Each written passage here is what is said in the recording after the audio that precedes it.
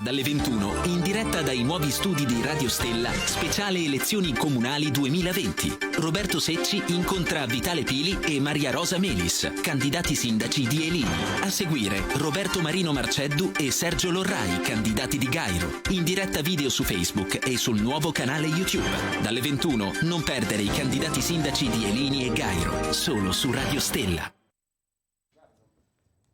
Buonasera dagli studi di Radio Stella, buonasera per quest'ultima puntata di Tribuna Elettorale che vede Elini e Gairo ospiti nei nostri studi, un programma che va avviandosi verso la conclusione perché poi dopodomani, domenica quindi e lunedì si voterà per le amministrative in 7 comuni ogliastrini, l'ottavo Talana, nell'ottavo che appunto è Talana, non ci saranno elezioni. Ieri abbiamo avuto Franco Tegas, oltre agli amici di Il Bono.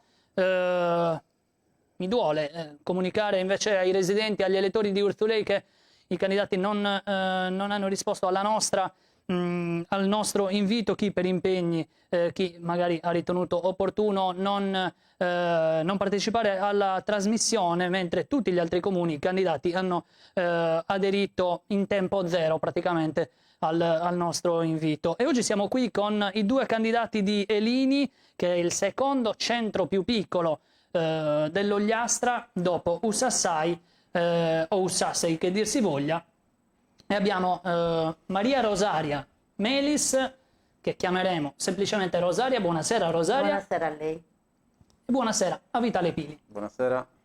Ci siamo pronti. A me colpisce un dato di Elini.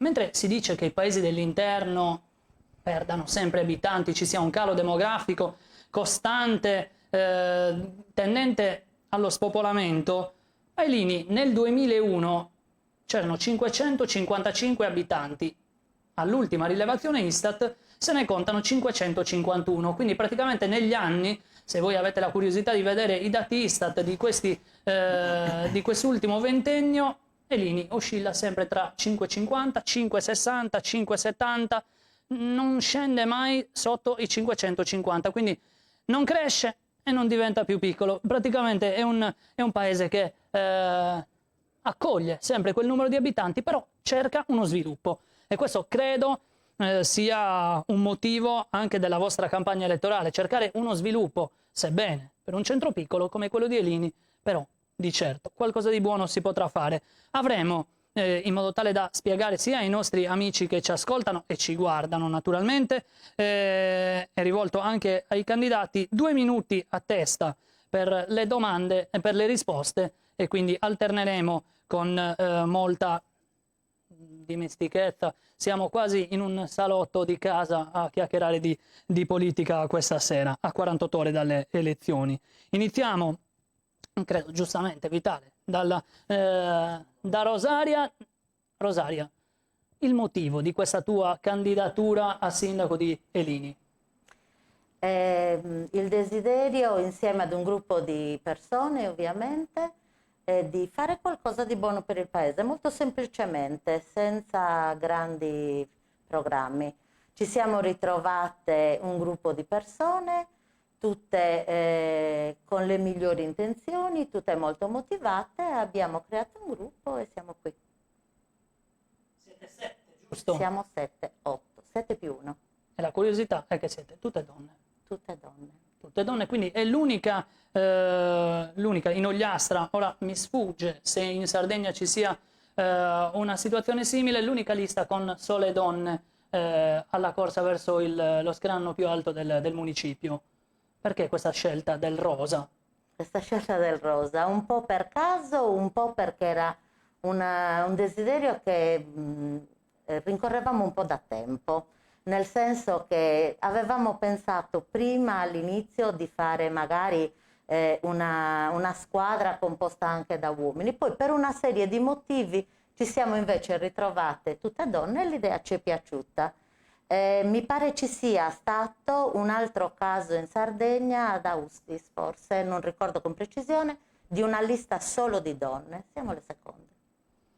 Bene, Rosaria Melis è ostetrica all'ASL di Lanusei e questo giustamente per presentare la candidata. Passiamo a Vitale Pili, che di certo non è un novello, il suo volto non è nuovo per gli appassionati di politica, comunque sindaco 10 anni, dal 2001 al 2011, e dopo quasi 10 anni questa nuova passione verso la politica attiva. Perché tornare in campo? Come ha detto Rosaria, nasce dalla volontà di un gruppo, guai se fosse diversamente. Quindi questo gruppo pensa di poter dare un contributo, di mettersi a disposizione, ha delle idee da portare avanti, pensa che l'unico modo per poter, o comunque il modo principale per poter mandare avanti un'amministrazione che ha le caratteristiche del nostro comune e quindi della maggior parte dei centri abitati della Sardegna, sia quella di creare sistema e di valorizzare quelle che sono le proprie risorse, sia in termini culturali, sia in termini umani, sia in termini di prodotti. Il Parco Carmine.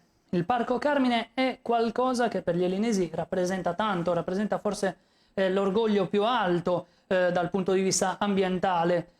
Lo sviluppo di questo parco in un contesto piccolo come quello di Elini, ma che può avere degli sbocchi interessanti.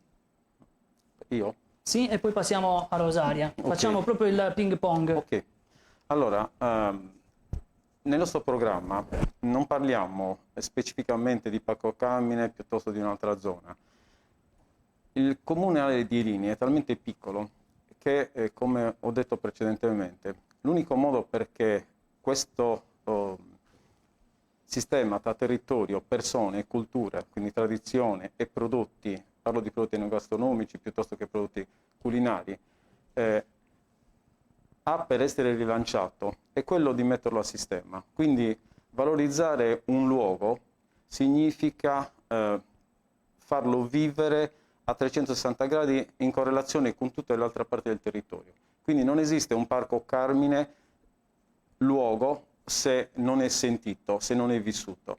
Come non esiste un centro urbano, no? Parlavi della demografia e quindi del fatto che più o meno il comune di Elini abbia tenuto costante la sua popolazione nel tempo. Questo è accaduto solo e esclusivamente perché si ha il piacere di vivere in quel territorio, se no nessun comune con le problematiche che ha la Sardegna e che sta avendo anche l'Italia avrebbe le caratteristiche di poter reggere questa situazione demografica. Rosaria, la stessa domanda. Il Parco Carmine, dal vostro punto di vista, il profilo proprio che avete di quest'oasi ambientale, cosa vorreste fare da quelle parti? Il Parco Carmine è il cuore degli elinesi per tanti motivi, non ultimo la fede religiosa. Noi abbiamo una lunga tradizione di venerazione per la Madonna che si festeggia proprio in quella sede.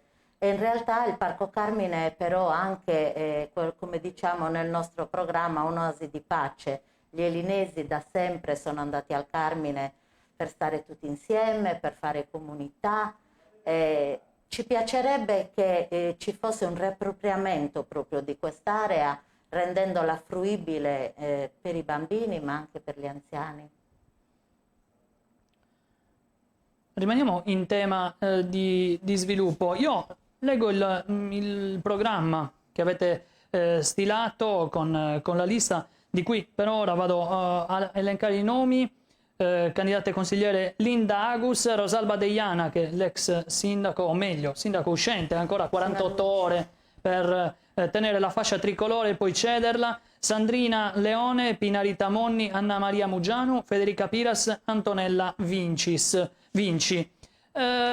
Voi scrivete mensa a chilometri zero. Significa che noi in questi anni, anche tramite il giornale, abbiamo raccontato di un modello scolastico importante, acquisito negli anni.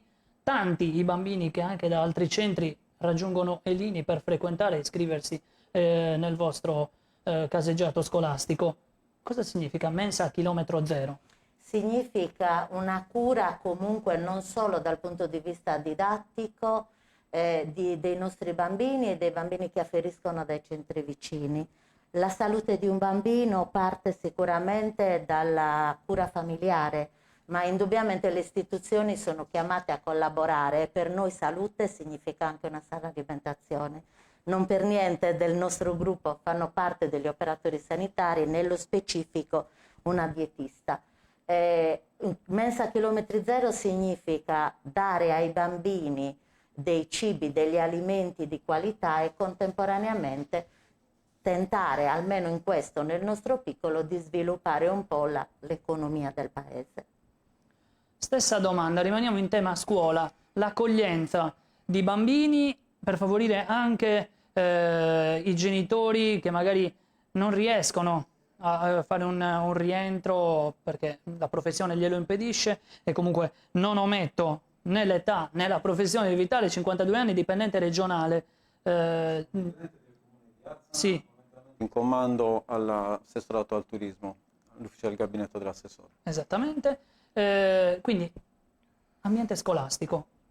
Si prosegue verso questo corteggiamento ai paesi vicini. Come si può migliorare la scuola di Elini attualmente? Allora, dal mio punto di vista, e porto chiaramente il pensiero di tutto il gruppo, l'ambiente scolastico è forse la lettera A dell'alfabeto di un'amministrazione, dopo quello della famiglia. Ora come ora l'ambiente scolastico va incontro ai problemi che sono quelli della flessione demografica e delle spese, dei soldi pubblici. Quindi significa che nei nostri comuni sempre di più dovremmo abituarci ad avere delle pluriclasse, proprio perché non abbiamo i bambini.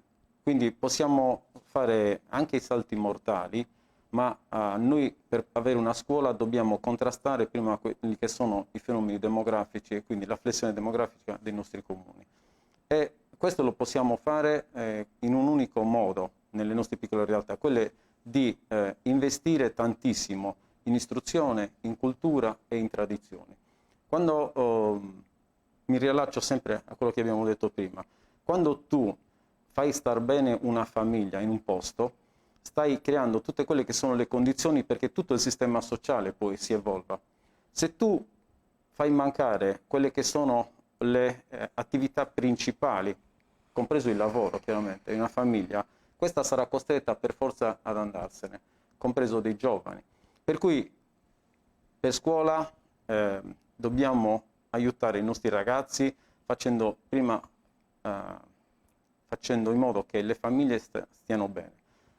Per scuola non possiamo pensare ai nostri comuni in modo isolato, dobbiamo pensare prima di tutto ai bambini, quindi non al campanilismo, assolutamente no. Noi dobbiamo pensare a dare un'istruzione di primo livello e soprattutto a cercare di far sì che i nostri ragazzi possano veramente trovare quelle che sono le loro attitudini, perché abbiamo tutte le possibilità per farlo. La lista di Vitale Pili è composta da Carla Caviddu, Annalisa De Muru, Giacomo Fois, Luca Lobina, Marco Marchioni, Teodoro Marungiu, Riccardo Marras, Antonio Pili, Romina Pili e Maria Francesca Usai. Vitale, Elini museo vivente, ma in particolare la cultura. Cosa pensate di fare per sviluppare questi processi in un piccolo centro? Non dobbiamo fare altro che valorizzare ciò che abbiamo. E questo lo auspico per tutti i comuni del centro Sardegna. Ci sono degli esempi molto molto importanti in Sardegna, parlo di Gavoi che hanno lavorato moltissimo sulla cultura, parlo di Orgosolo, parlo di Mamuiada, di Oliena, posso citarne tantissimi. Qualcosa si sta iniziando a vedere anche in Ogliastra. Noi abbiamo dei territori meravigliosi. Per cultura significa rivedere quelle che sono effettivamente le nostre tradizioni, ma tradizioni parlo di sistema familiare, quindi non possiamo pensare a creare grosse industrie, non possiamo pensare a fare fabbriche, non possiamo pensare a fare chissà cosa e quindi dobbiamo tendere a valorizzare e a far capire in chiave turistica e folcloristica e quindi anche, come ha detto Rosaria, quello che dobbiamo dare nei nostri servizi pubblici, quelli che possono essere i prodotti valorizzati.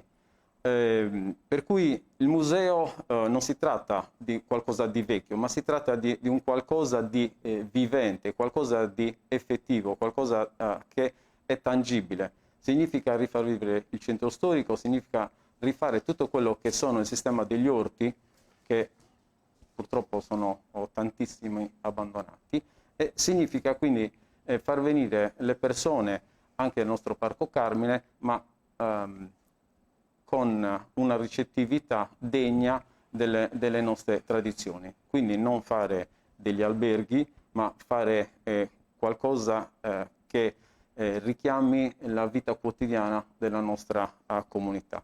Parlo di parco ferroviario, di tutte quelle cantoniere che ci sono lungo il nostro tratto ferroviario, che possono assolutamente essere dedicate a rivalorizzare la nostra cultura.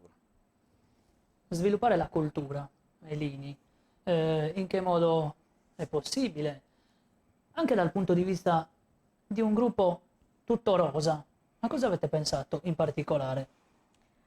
A sviluppare, a tirar fuori tutto il potenziale delle persone, perché è vero che siamo un piccolo paese e quindi demograficamente probabilmente non possiamo di certo paragonare a tutti gli altri paesi dell'Ogliastra, però è vero che c'è un potenziale umano non indifferente.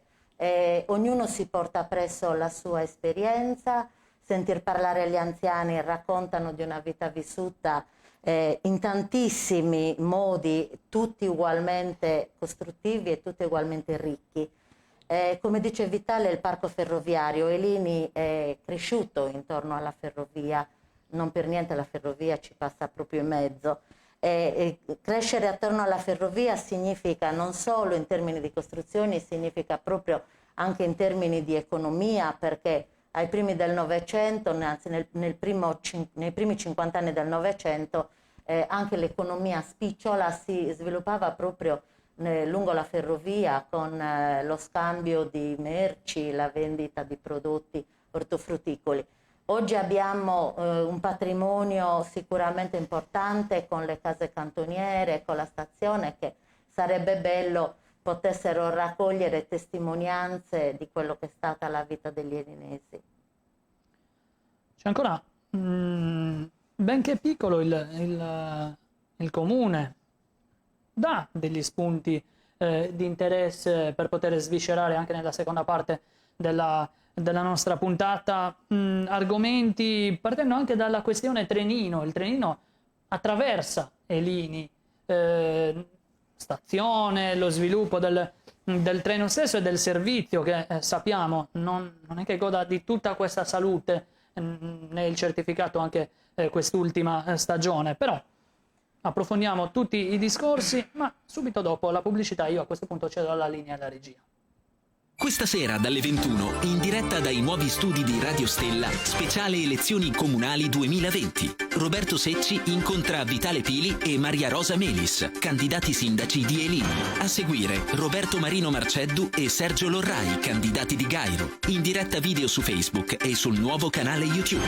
Dalle 21 non perdere i candidati sindaci di Elini e Gairo, solo su Radio Stella. La tua pubblicità su Radio Stella 0782 62 2505. Stella Sport, il grande appuntamento della domenica. Radiocronache, risultati da tutti i campi di calcio in tempo reale. Stella Sport, la più grande emozione dall'invenzione della radio. Go!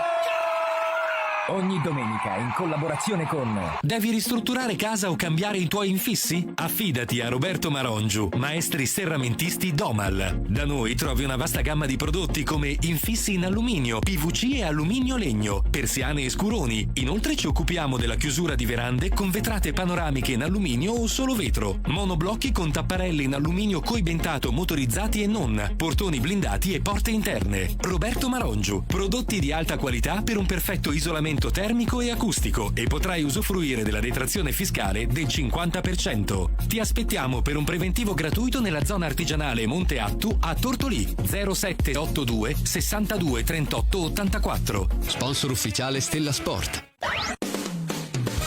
Grafiche Pilia, il tuo partner per ogni tipo di stampa. Il Natale si avvicina e da Grafiche Pilia trovi la super offerta su calendari, agende, penne e tantissimi gadget per promuovere la tua azienda. Grafiche Pilia, a Tortolì, in zona industriale Baccasera. Telefono 0782 62 34 75. Grafiche Pilia, sponsor ufficiale Stella Sport. Più qualità, più convenienza, più scelta. È Iper Nonna Isa, in zona San Michele a Tortolì. Tanti reparti per tutti. Biancheria, case ed accessori cucina, alimentari, gastronomia, macelleria, pescheria. E ogni 10 giorni un volantino con tante offerte imperdibili. Iper Nonna Isa, in zona San Michele a Tortolì. Distributore Kuwait di Andrea Agnettu, il tuo distributore con tutte le opportunità di un grande marchio, carburanti, oli e accessori migliori per la tua autovettura. Prova il nuovo autolavaggio ad alta pressione. Con le nuove spazzole antigraffio è più efficace che mai. Nuovi programmi in self e con operatore. Aperto 24 ore su 24, fornito anche di lavatappeti e aspirapolvere a gettoni. Distributore autolavaggio Kuwait di Andrea Agnettu, via Garibaldi, Tortolì. Sponsor ufficiale Stella Sport. Segui la tua strada. Viaggia sicuro con Euromarche. Unico centro assistenza con gommista, officina meccanica, ricambi e veicoli usati garantiti. E per soddisfare la tua voglia di nuovo, autosalone multimarca con vasta esposizione del gruppo Citroën e Peugeot. Vieni a trovarci, siamo in zona industriale a Tortolì, 0782 62 35 55. La tua pubblicità su Radio Stella 0782 62 25 05. Questa sera dalle 21, in diretta dai nuovi studi di Radio Stella, speciale elezioni comunali 2020. Roberto Secci incontra Vitale Pili e Maria Rosa Melis, candidati sindaci di Elini. A seguire Roberto Marino Marceddu e Sergio Lorrai, candidati di Gairo. In diretta video su Facebook e sul nuovo canale YouTube. Dalle 21 non perdere i candidati sindaci di Elini e Gairo, solo su Radio Stella. Rieccoci in diretta dallo studio di Radio Stella, dal nuovissimo studio di Radio Stella, dove oggi ospitiamo in prima battuta Elini e poi a seguire ci raggiungeranno gli amici di Gairo, ma continuiamo dopo 20 minuti di chiacchierata, che praticamente è volata, con Rosaria Melis e Vitale Pili. Continuiamo a parlare di Elini, del suo sviluppo. Gli anziani sono una fetta importante dei nostri territori, sono elementi storiche, le querce, proposte per loro per continuare a vivere bene, immagino, in una comunità sospesa, un po' tra i monti, vicina anche al mare, se vogliamo. Non è che in Ogliastra ci siano tutte queste grosse difficoltà per raggiungere le spiagge, ma per vivere tutto l'anno un anziano a Oulasse come deve stare? Cosa gli dovete offrire? Per vivere ad Elini gli offriamo esattamente quello che è Elini, un paese a misura ancora di anziano, dove la maggior parte degli anziani... Perché la maggior parte degli anziani vivono ancora in famiglia, vivono ancora con il vicinato presente, e ripetono quello che hanno ripetuto nella loro vita sin da quando erano bambini. E sono un patrimonio per noi, un patrimonio di racconti, di esperienze, lo sono per i bambini, per creare questo rapporto, questo riallaccio tra le nuove e le vecchie generazioni. Negli anni ad Elini si sono fatti tanti progetti a livello scolastico nel riunire gli anziani che hanno spiegato che cos'erano per loro gli eventi principali dell'anno, i loro giochi. Esistono tante testimonianze di questo.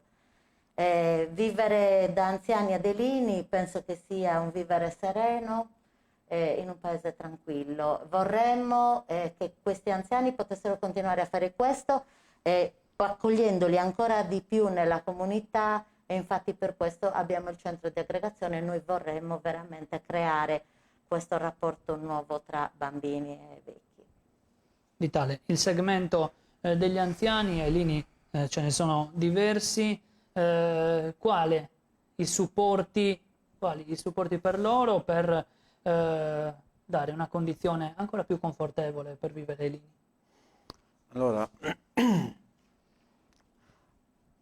considerate che stiamo per diventare tutti anziani come popolazione, per cui tutto ciò che sarà anche, saranno le infrastrutture che devono essere create, devono essere pensati sicuramente per le persone che non hanno disabilità, ma dobbiamo pensare sempre di più a percorsi dedicati e che non abbiano barriere architettoniche, e quindi per persone anziane. Quindi prima di tutto dobbiamo creare un paese accessibile, che così non è. Parlo paese, come ti dicevo, il Parco Carmine per primis. Io ho portato mia madre in chiesa al Parco Carmine, ho dovuto fare salti mortali per poterla far entrare in chiesa, e questo non deve accadere. Per cui bisogna assolutamente pensare a loro in modo concreto. Sono d'accordissimo, e non potrebbe essere altrimenti, che sono una risorsa fondamentale.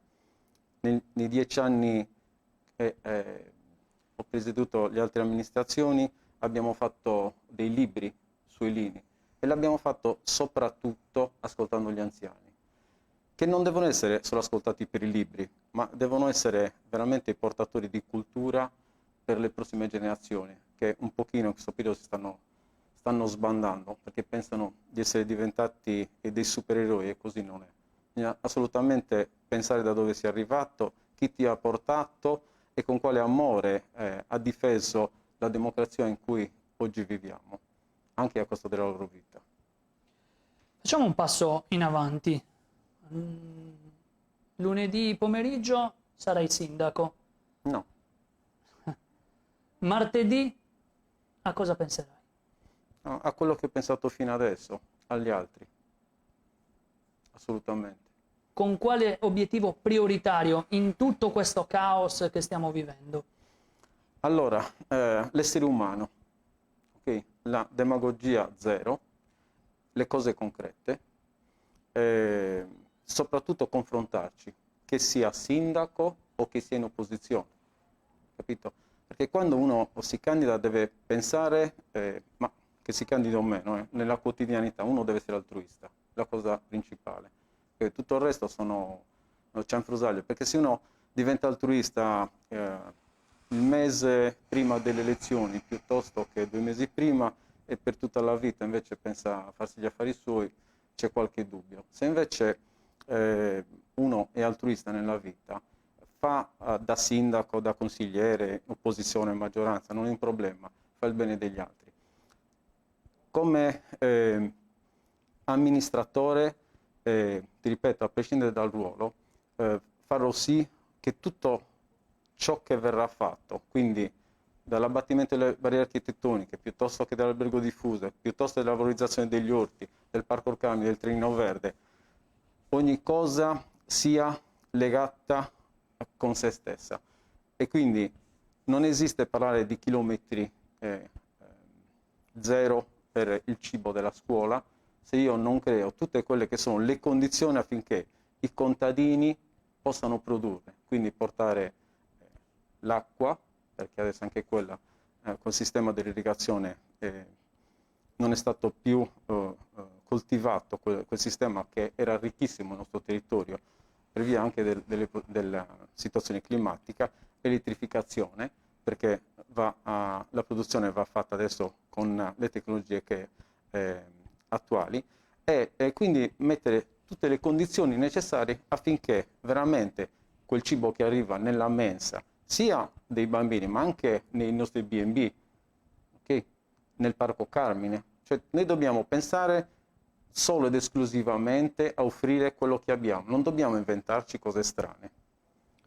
Rosario, stessa domanda.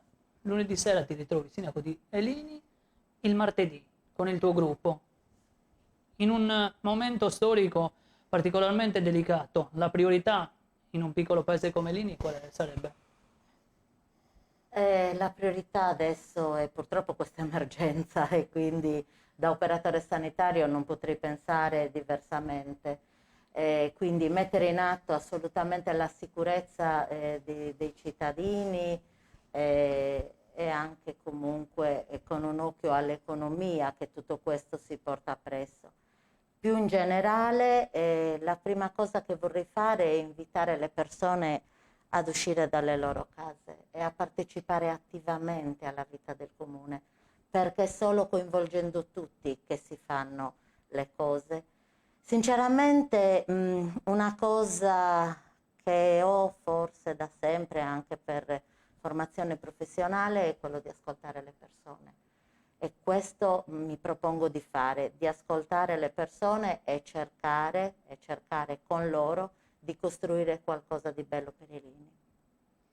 Qualcosa di bello per Elini. Elini, immagino ci siano tanti sportivi e i vostri impianti non sono particolarmente utilizzati, c'è anche un campo sportivo, non dico abbandonato, ma semi abbandonato, non ci sono squadre, non ci sono delle associazioni che curano particolarmente queste attività.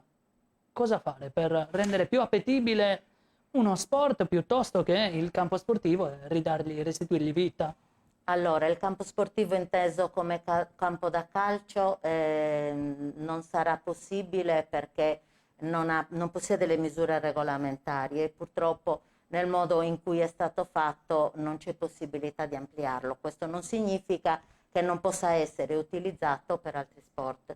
Abbiamo una palestra comunale che comunque si sta provvedendo a mettere a norma, perché a norma non era, e vorremmo incrementare la presenza anche di altri sport. Ad Elini esisteva un'associazione sportiva, una squadra di calcio che probabilmente per una serie di motivi, di motivazioni è stata poi abbandonata. Ciò non toglie che i nostri ragazzi vanno nei paesi del circondario a fare gli sport che potrebbero fare ad Elini. Speriamo di riuscire a mettere a norma questi impianti in modo da poterli utilizzare. Vitale. Come penso che debba essere lo sport, la prima cosa uno deve pensare al divertimento. Sempre di più stiamo assistendo a stereotipi che i mass media fanno apparire, ma che spesso noi genitori, io dico, siamo i mancati sportivi, no? Perché spesso vogliamo far sì che quello che non abbiamo riuscito, dove non siamo riusciti noi, lo debbano fare per forza i nostri figli. E questa è la cosa peggiore che possa accadere per quanto riguarda la vita sportiva, ma la vita in genere di un individuo, questo verso lo studio, verso la vita in genere. Per cui bisogna creare sicuramente sinergia tra tutte le infrastrutture che ci sono in quegli impianti sportivi. Ci sono dei campi, c'è il campo sportivo che è inteso, può essere usato anche per calcio, ma per categorie che non sono quelle dilettanti, voglio dire. Ma non è questo. Qualunque tipo di sport venga fatto in quegli impianti, così in tutti gli impianti dei nostri piccoli comuni, dovrà essere fatto utilizzando la testa. Per cui sicuramente, al contrario di quello che si fa, costruire le cose per lasciarle vuote, bisogna pensare a un sistema di gestione. Quindi la priorità per quegli impianti è trovare qualcuno che li gestisca e qualcuno che li renda fruibili. La priorità in assoluto. La priorità in assoluto. Chiudiamo quindi il secondo blocco, andiamo in pubblicità e poi ci ritroveremo ancora qui per qualche minuto con Rosaria Melis e Vitale Pili. Linea alla regia. Questa sera dalle 21, in diretta dai nuovi studi di Radio Stella, speciale elezioni comunali 2020. Roberto Secci incontra Vitale Pili e Maria Rosa Melis, candidati sindaci di Elini. A seguire Roberto Marino Marceddu e Sergio Lorrai, candidati di Gairo. In diretta video su Facebook e sul nuovo canale YouTube. Dalle 21 non perdere i candidati sindaci di Elini e Gairo, solo su Radio Stella. Radio Stella.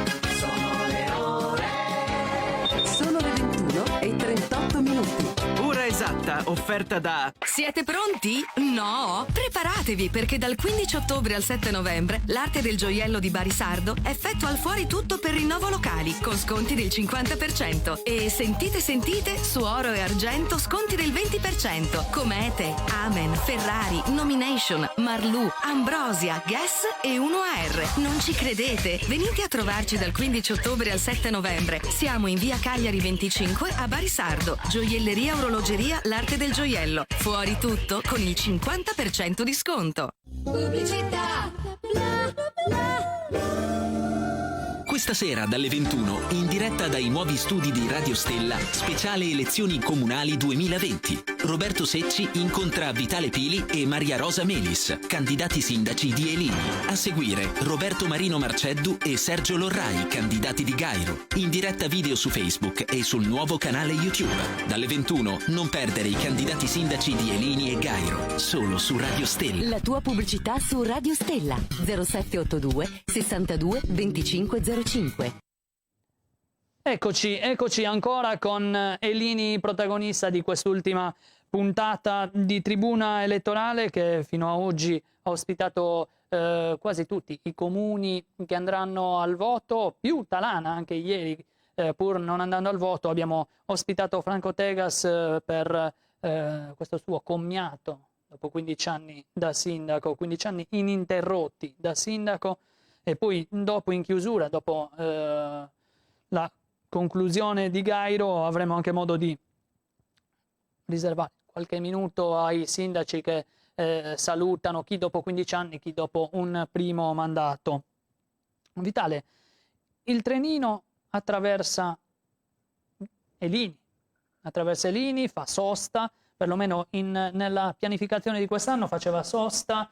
Come comune avete qualche idea da proporre anche all'assessorato ai trasporti per arricchire il servizio, incentivare?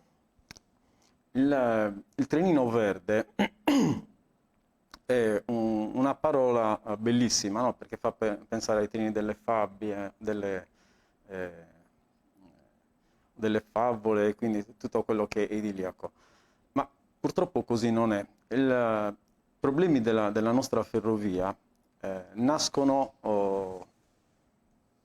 parlo di problemi turistici chiaramente, nascono quando non si è lavorato dal punto di vista turistico su questa tratta ferroviaria.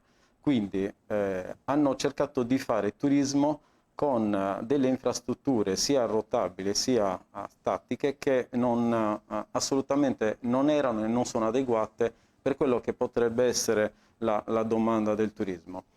Questo a mio avviso ha giustificazione spesso di funzionari e di dirigenti e anche di politici che non hanno voluto e non hanno mai creduto nel trenino verde. La prima cosa da fare dal trenino verde è quella di creare sinergie con quello che è effettivamente la richiesta del mercato. Non esiste, Elini può rivestire, ristrutturare, rifare tutto quello che è il suo parco ferroviario, quindi tenerlo bellissimo, no? Ma se poi devono passare dei treni con graffitati tipo il Bronx, io preferisco che quel treno non passi. Assolutamente. Guardi, non voglio scenderne a fondo su questo argomento, ma ti dico anche che è vietato che passi quel treno proprio per il suo valore storico, okay? È vietato proprio dal codice urbano con queste tipologie.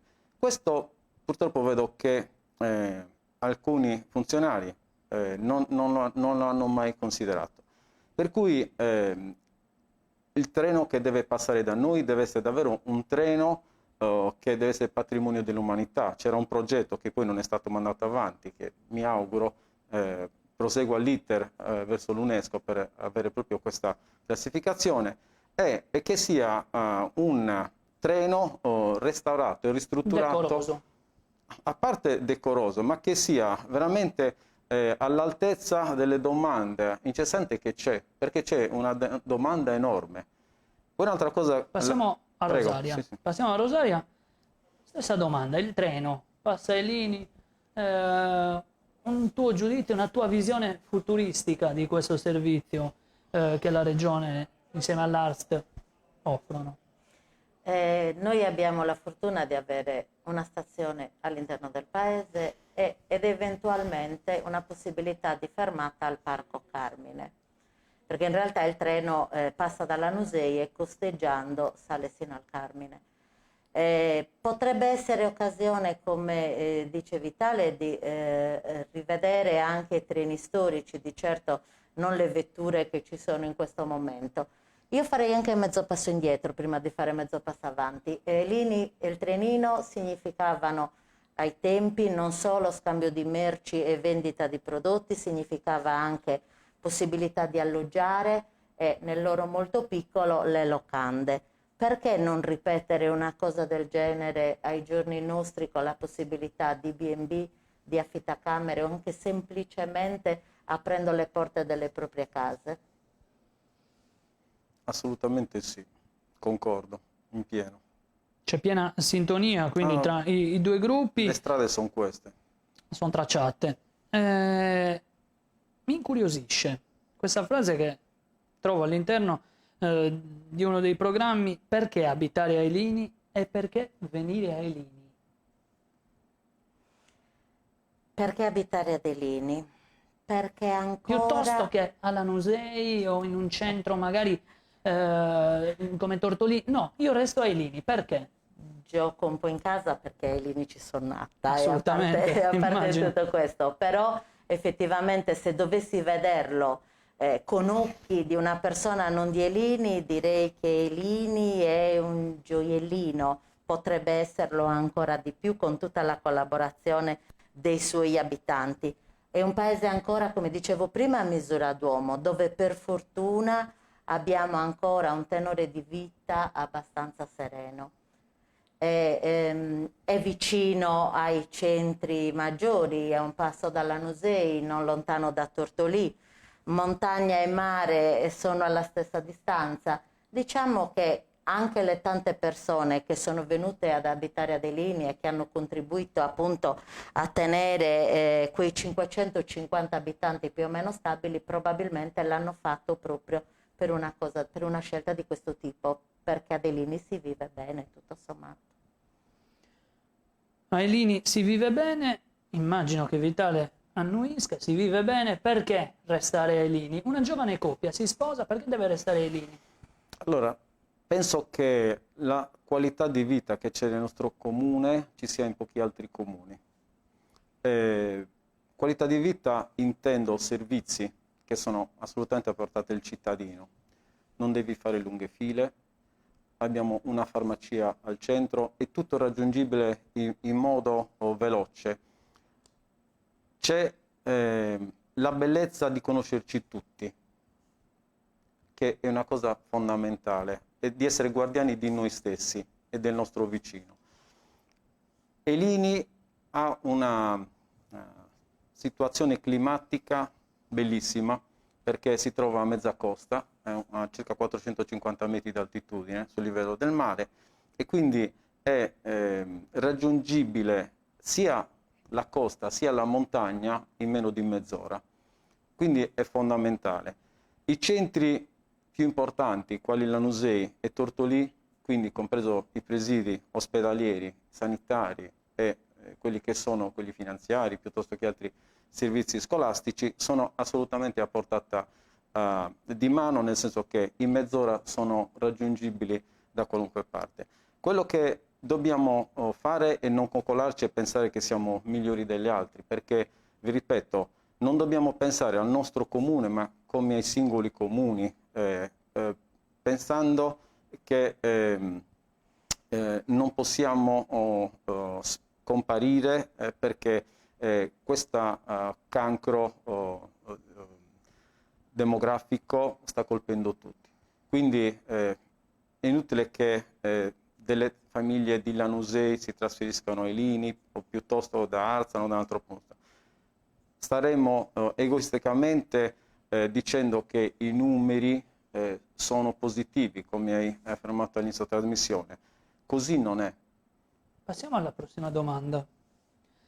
Non si può parlare certamente di cattedrali nel deserto che farebbero i titoli dei giornali, è ovvio, ma probabilmente non si vuole questo, ma un'infrastruttura che manca ai lini e che tu con la tua amministrazione vorreste realizzare. La infrastruttura principale che manca al nostro paese è sicuramente quello di renderlo accessibile, l'ho detto prima, quindi abbattimento delle barriere architettoniche a 360 gradi, se voglio pensare al futuro e devo pensare al futuro. Le infrastrutture tecnologiche, noi dobbiamo far sì che chi viene ai lini non abbia i problemi di sentirsi isolato, tutt'altro. Faremo, se Dio vuole, delle infrastrutture tecnologiche affinché si possa lavorare in ufficio come se tu fossi a Roma, piuttosto che a Milano, piuttosto che a Cagliari. Questo è fondamentale. Parlo quindi della velocità della rete internet, che è assolutamente fondamentale per poter sia commercializzare il paese, perché poi andrà commercializzato. Non pensiamo, e non pensi nessuno, che noi ci guardiamo allo specchio, diciamo che siamo i più belli e poi le persone vengono da noi. No, bisogna fare un'azione di marketing importantissima e soprattutto dobbiamo riprendere noi stessi l'amore per tutto quello che abbiamo. Altra cosa fondamentale è l'autosostenibilità energetica. Quindi dobbiamo fare dei sistemi affinché la vita del nostro paese, anche dal punto di vista economico, sia più conveniente.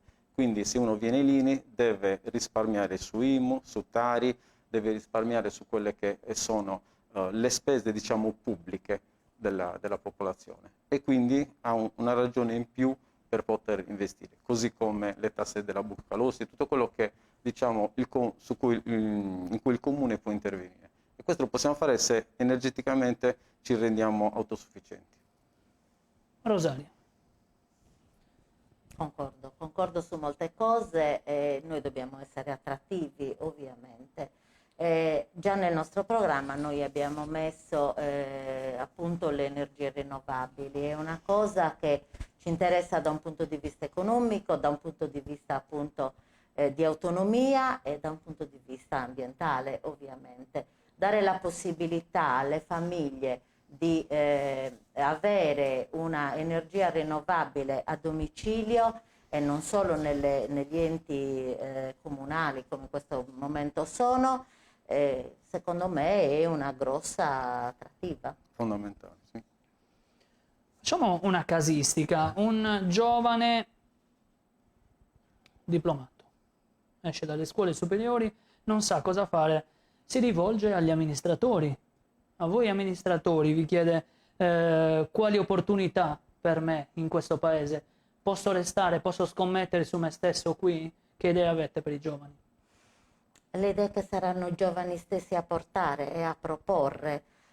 Ascoltare le esigenze delle persone significa proprio questo, portarli a esprimere le loro richieste e cercare compatibilmente con i mezzi a disposizione di rendere fattibili quelle idee che possono essere attrattive anche per altri giovani. Vitale, un giovane ha vita ai lini, un futuro ce l'ha? Allora, per quanto mi riguarda, i giovani devono sentirsi cittadini del mondo, non cittadini di Lini, di Alzana, di Lanusei. Quindi, dal mio punto di vista, la prima cosa che deve fare un giovane laureato è conoscere il mondo, perché se non conosce il mondo, se non impara a conoscere il mercato e a vedere tutto ciò che lo circonda, difficilmente riesce a portare innovazione in quello che sarà anche il lavoro tradizionale.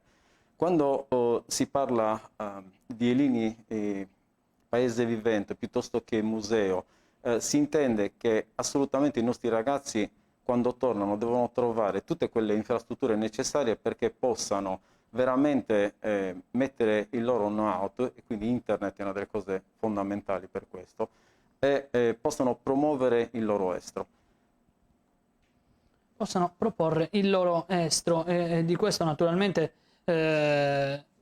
voi siete consapevoli del fatto che i giovani continuino in Ogliastra a emigrare, non c'è tanto lavoro. E a non c'è... tornare. Esatto, mi hai tolto proprio le parole di bocca, non c'è una prospettiva per il domani. Ma infatti è quello, noi dobbiamo preparare, tipo il Master Maker, noi dobbiamo preparare, sì. Noi dobbiamo preparare, scusami, io sto parlando, posso parlare? No, certo. Noi dobbiamo preparare quel terreno fertile perché i nostri giovani davvero possano seminarlo, no? e possa essere raccolto un frutto veramente degno della loro attitudine, perché abbiamo veramente ragazzi e ragazze meravigliosi. Veramente... Io ti chiedo, tu sei stato sindaco ai tempi della provincia Ogliastra, sia quando ha mosso i primi passi, all'alba proprio della provincia, non hai assistito al tramonto, però da sindaco intravedevi la fine di questa provincia. Oggi sta per tornare la provincia Ogliastra. Per un paese come Elini, per un piccolo centro come Elini, quanto è importante questo ente intermedio? Allora, è importante se non resta come l'altra provincia a discutere di qual era il capoluogo, perché dal mio punto di vista l'altra provincia non ha fatto molto altro. Tant'è vero si sono visti i non risultati. E io sono uno di quelli che per il referendum ha fatto di tutto perché si creassero le province, no? Tipo quindi l'Ogliastra all'inizio. Non le ho più difese perché ricordiamoci che sono soldi pubblici e non possiamo continuare a scaldare sedie nei nostri enti pubblici. Non esiste. La provincia ha ragione di essere solo e esclusivamente se ha dei programmi da portare avanti. È fondamentale che chiaramente, specialmente le infrastrutture ferroviarie, specialmente l'ambiente, la programmazione urbanistica intercomunale, è fondamentale che la seguano degli enti che sono sovraordinati rispetto a quella che è la politica del singolo comune, ma devono davvero mettersi a lavorare perché i nostri piccolissimi comuni siano difesi. Una provincia deve rappresentare il territorio, non deve pensare a un nome di un capoluogo, cioè per me andrebbe benissimo Sassai, capoluogo di provincia, capito? Non deve essere per forza Tortolì, per forza Lanusei, non esistono queste cose. Stiamo facendo demagogia. Perfetto. A te la parola, Rosaria, sulla provincia, sulla prospettiva di un ritorno della provincia e poi siamo addirittura d'arrivo. Sì, sono anche io, penso le cose che pensa Vitale, ossia i piccoli paesi devono essere tutelati, a questo serve una provincia che abbia a cura tutto il suo territorio, non solo i grossi centri, anzi i piccoli paesi proprio perché svantaggiati per tante altre cose dovrebbero essere tenuti in riguardo ancora maggiore rispetto ai grossi. Strappiamo proprio gli ultimi istanti, vi do un minuto. A me, elettore di Elini, perché dovrei votare la lista di Vitale Pili? No, non c'è un motivo per cui qualcuno debba votarmi. Noi ci siamo candidati e ci mettiamo a disposizione. Se il cittadino reputa che siamo all'altezza di questo compito, è giusto per loro, per la loro rappresentanza che si voti. Ma siccome c'è un'altra bellissima lista anche, è giusto anche che chi non si sente rappresentato da questa lista voti dall'altra parte. Quello che è importante, e Elini ha già vinto da questo punto di vista, è la democrazia, è la bellezza del voto, del fatto che chi va a votare deve essere libero di fare la propria scelta. E davvero più liste ci sono e più questa scelta è ampia. Per cui io auguro questo ai miei concittadini, di essere liberi nel voto. Ne beneficia la democrazia. Perché dare fiducia alla vostra lista, Rosaria? Perché noi ci siamo messi in gioco come esattamente i componenti della lista di Vitale, perché è già un piccolo miracolo in un paese così essere riusciti in 20 persone a renderci disponibili e a metterci a totale disposizione del paese. è bene che i cittadini vengano a votare, quello vogliamo soprattutto, che vengano a votare, perché la possibilità di scegliere è la prima forma di libertà che esista ed è garanzia che voterai la persona nella quale riponi una fiducia come amministratore, non perché è Rosaria Melis o Vitale Pili, ma perché c'è un gruppo che farà una buona amministrazione e tu reputi giusto votare loro. Volevo chiederti se era possibile fare dei ringraziamenti anche?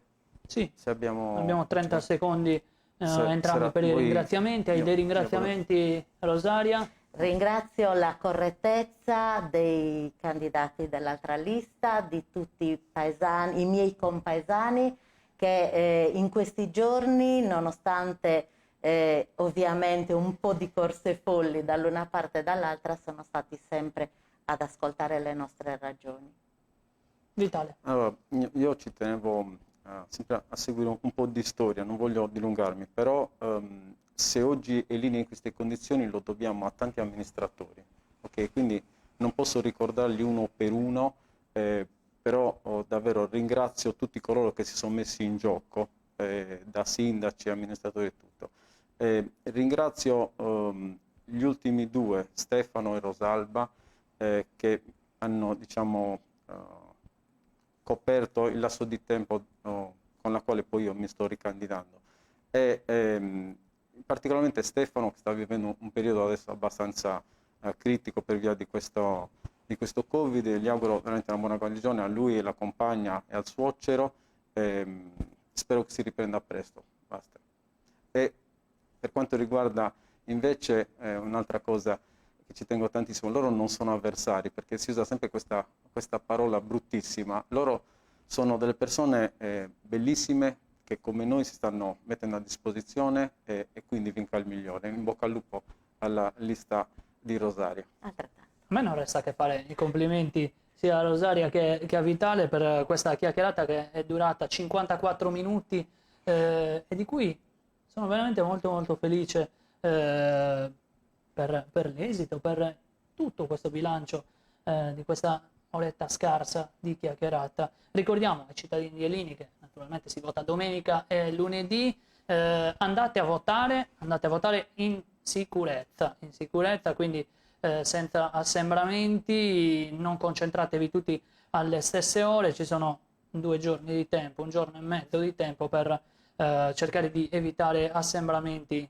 lì alle urne, anche perché stiamo vivendo dei giorni molto molto particolari, delicati, con numeri di contagi sempre più importanti anche in Ogliastra, quindi cerchiamo di evitarli. Andate a votare, certamente, andate tutti a votare, ma in sicurezza. Con Elini chiudiamo qui. Io ringrazio Rosaria Melis. Grazie a voi. Ringrazio Vitale Pili. A te e a Radio Stella di questa opportunità per il nostro paese. Bene, ai nostri amici in ascolto invece diamo l'appuntamento subito dopo la pubblicità con gli amici Gairo, Sergio Lorrai e Roberto Marceddu.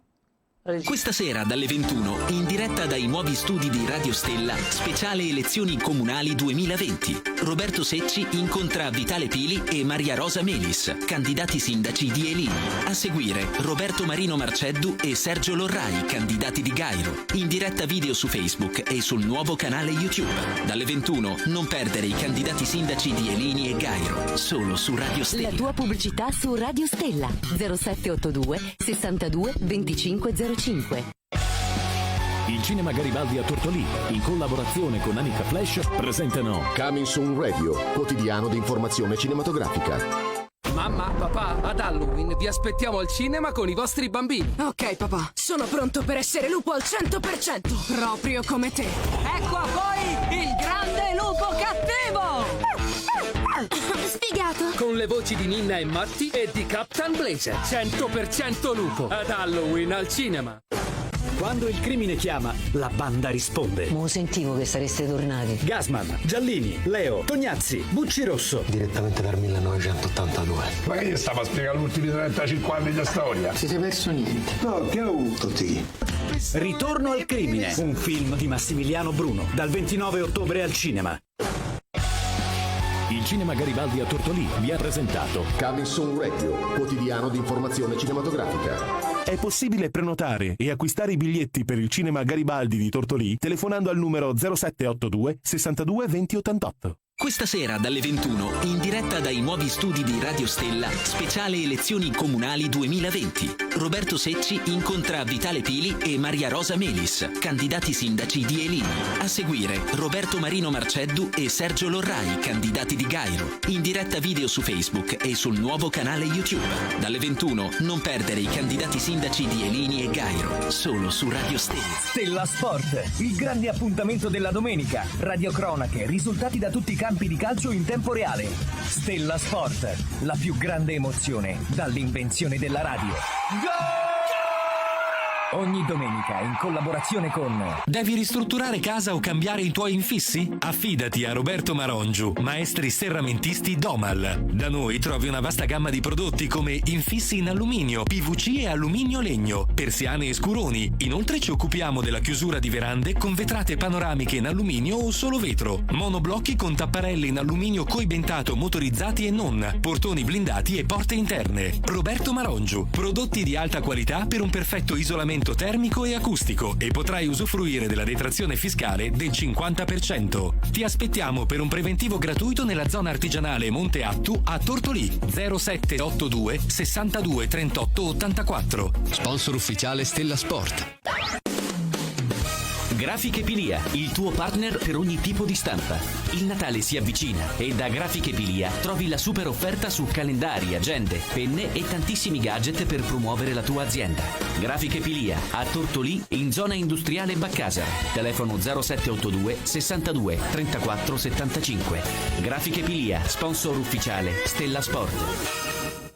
Più qualità, più convenienza, più scelta. È Iper Nonna Isa, in zona San Michele a Tortolì. Tanti reparti per tutti. Biancheria case ed accessori cucina, alimentari, gastronomia, macelleria, pescheria e ogni 10 giorni un volantino con tante offerte imperdibili. Iper Nonna Isa, in zona San Michele a Tortolì.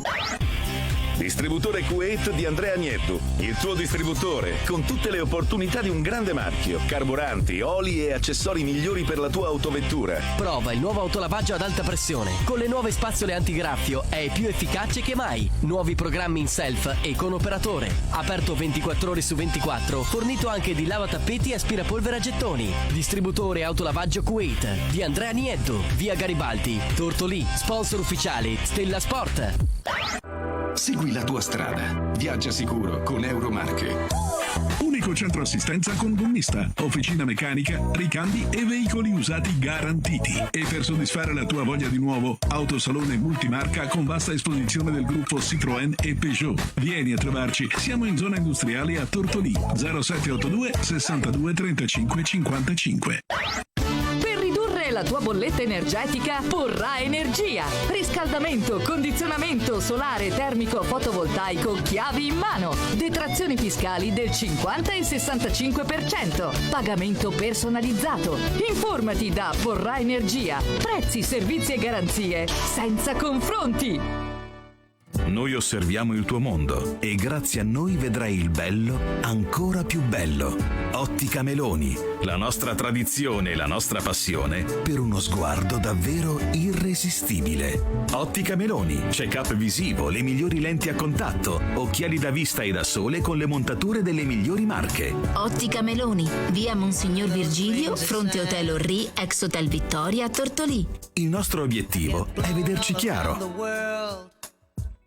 La tua pubblicità su Radio Stella 0782 62 2505. Questa sera dalle 21, in diretta dai nuovi studi di Radio Stella, speciale elezioni comunali 2020. Roberto Secci incontra Vitale Pili e Maria Rosa Melis, candidati sindaci di Elini. A seguire Roberto Marino Marceddu e Sergio Lorrai, candidati di Gairo. In diretta video su Facebook e sul nuovo canale YouTube. Dalle 21 non perdere i candidati sindaci di Elini e Gairo, solo su Radio Stella. Rieccoci dagli studi di Radio Stella, cambiamo gli interpreti adesso, passiamo da Elini a Gairo e io do il benvenuto a Sergio Lorrai e Roberto Marceddu. Ciao, buonasera. Ci siamo elezioni anche a Gairo. Ci sono due liste, entrambe civiche, Gairo per tutti, che è la lista rappresentata da Sergio Lorrai, 37 anni, ingegnere in forza ai vigili del fuoco, e la seconda lista che è Risvegliamo Gairo, rappresentata da Roberto Marceddu, 56 anni, istruttore amministrativo in servizio presso l'agenzia Laore.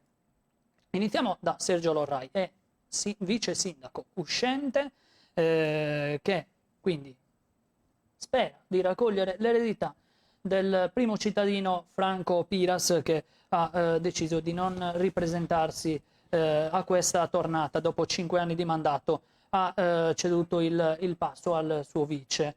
Sergio, perché prendere questa eredità, candidarsi alla carica di sindaco di Gairo? Bella domanda. Sì, il perché nasce, diciamo, dall'idea e dalla condivisione di un gruppo. L'obiettivo è quello di portare avanti, diciamo, quanto di buono fatto in questi 5 anni, cercare di migliorare quello che obiettivamente si poteva fare meglio e fare ciò che poi effettivamente non si è riusciti a fare. Perché ovviamente non tutto si è riuscito a fare in 5 anni, soprattutto partendo dal fatto che si è entrati dopo 15 anni di, diciamo, amministrazione completamente diversa rispetto alla nostra, modalità di approcciarsi all'amministrazione diversa, e di conseguenza solo per diciamo, riuscire a organizzare anche in modo opportuno e funzionale all'amministrazione gli uffici è servito tempo. Quindi è chiaro che oggi mettersi in gioco e comunque pensare di amministrare un comune non è semplice, grazie soprattutto al supporto che ho da 2 assessori uscenti e da un nuovo gruppo di giovani, donne, uomini e ragazzi che mi hanno supportato. Abbiamo deciso di portare avanti questa nuova avventura che spero sia positiva, spero che già da lunedì sera sia positiva, e quindi nulla, non ci resta che ora chiudere la campagna elettorale e aspettare l'esito delle elezioni.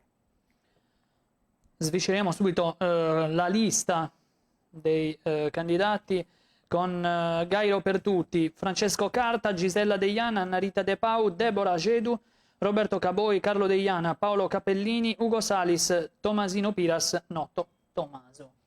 Passiamo a Roberto Marceddu, sindaco per 15 anni, dal 2000 al 2015, poi capogruppo dell'opposizione e ora di nuovo in rampa di lancio per tentare il suo 4º mandato. Stessa domanda, naturalmente il format è lo stesso adottato dalla redazione per questa tribuna politica. Perché scendere di nuovo in campo? Allora, intanto ci tengo a dire che io non volevo assolutamente candidarmi, sicuramente non come sindaco. Avrei voluto dare invece un contributo, sicuramente come consigliere o come assessore, per occuparmi di alcune materie per le quali in qualche modo ritengo ci siano ancora delle cose che Gairo deve raggiungere. È capitato che il gruppo molto valido che abbiamo costituito in quest'ultimo periodo, in questi ultimi 2 anni, diciamo, di attività e di incontri, ha voluto fortemente propormi come candidato a sindaco, ha fatto dei ragionamenti che hanno portato ad esprimere questa candidatura. Espressa dal gruppo, ma espressa anche da tanti cittadini che, insomma, a tamburo battente tantissimi ritenevano che il mio nome fosse quello da spendere per questo ruolo. Per cui, dopo diverse riflessioni, ho ritenuto di accettare questa proposta, anche galvanizzato dal fatto che nel gruppo sono presenti veramente delle risorse umane importanti, di grande qualità, soprattutto ci sono molti giovani, donne e uomini che sono veramente validi, e insieme ad altre persone di una certa maturità come me che possono sicuramente arricchire il gruppo di esperienza e quindi dare un notevole contributo. Mi trovo quindi candidato a sindaco per la 4ª volta con questa motivazione sicuramente, ma soprattutto anche per il fatto che poi cammin facendo, anche durante il mio percorso come opposizione, ho ritenuto, dal mio punto di vista ovviamente non totalmente positiva l'esperienza che si sta chiudendo, rispetto sicuramente ai contenuti e anche ai metodi che sono stati portati avanti in questi anni, e quindi ho ritenuto importante riportare una proposta all'attenzione dei gairesi a che la possano valutare in funzione di un cambiamento e appunto di un risveglio rispetto a alcune dinamiche che ritengo e abbiamo ritenuto insieme al gruppo negative. Roberto, ci sono tanti punti su cui ragionare. Intanto leggo i candidati consiglieri della tua lista: Italo Lai, Giada Malfatti, Mario Lobina, Elena Ligas, Maria Cristina De Agostini, Gina Piras, Sandro Pili, Giuseppe Cannatta, Fausto Mulas, Manuel Deiana e Battista Carboni. Dicevamo, tanti i punti su cui dibattere, su cui argomentare. Un nodo è Gairo Vecchio. Gairo Vecchio, correggimi se sbaglio, c'è un'ordinanza dal 2003, quindi una tua ordinanza che vieta l'accesso. Ufficialmente l'accesso è vietato a questo paese fantasma. Cosa si può fare per risvegliare questo antico borgo che piace a tutti? Sì, è una domanda molto interessante, anche perché Gairo Vecchio, insieme a Gairo Taquisare al polo costiero, rappresenta uno dei cardini, dei 3 cardini dell'azione amministrativa che noi vorremmo portare avanti. Gairo Vecchio, ci siamo attaccati tutti a Gairo perché rappresenta la nostra memoria storica. È un centro che ha subito, per quanto mi riguarda, appunto, ho avuto sempre la massima attenzione, sin da quando consigliere comunale negli anni 90 nella maggioranza di Paolo Loddo, avevo proposto con apposita comunicazione, lettera e intervento in consiglio anche la rimozione di quella discarica che in qualche modo oltraggiava la memoria dei nostri padri, oltre che per aspetti ambientali.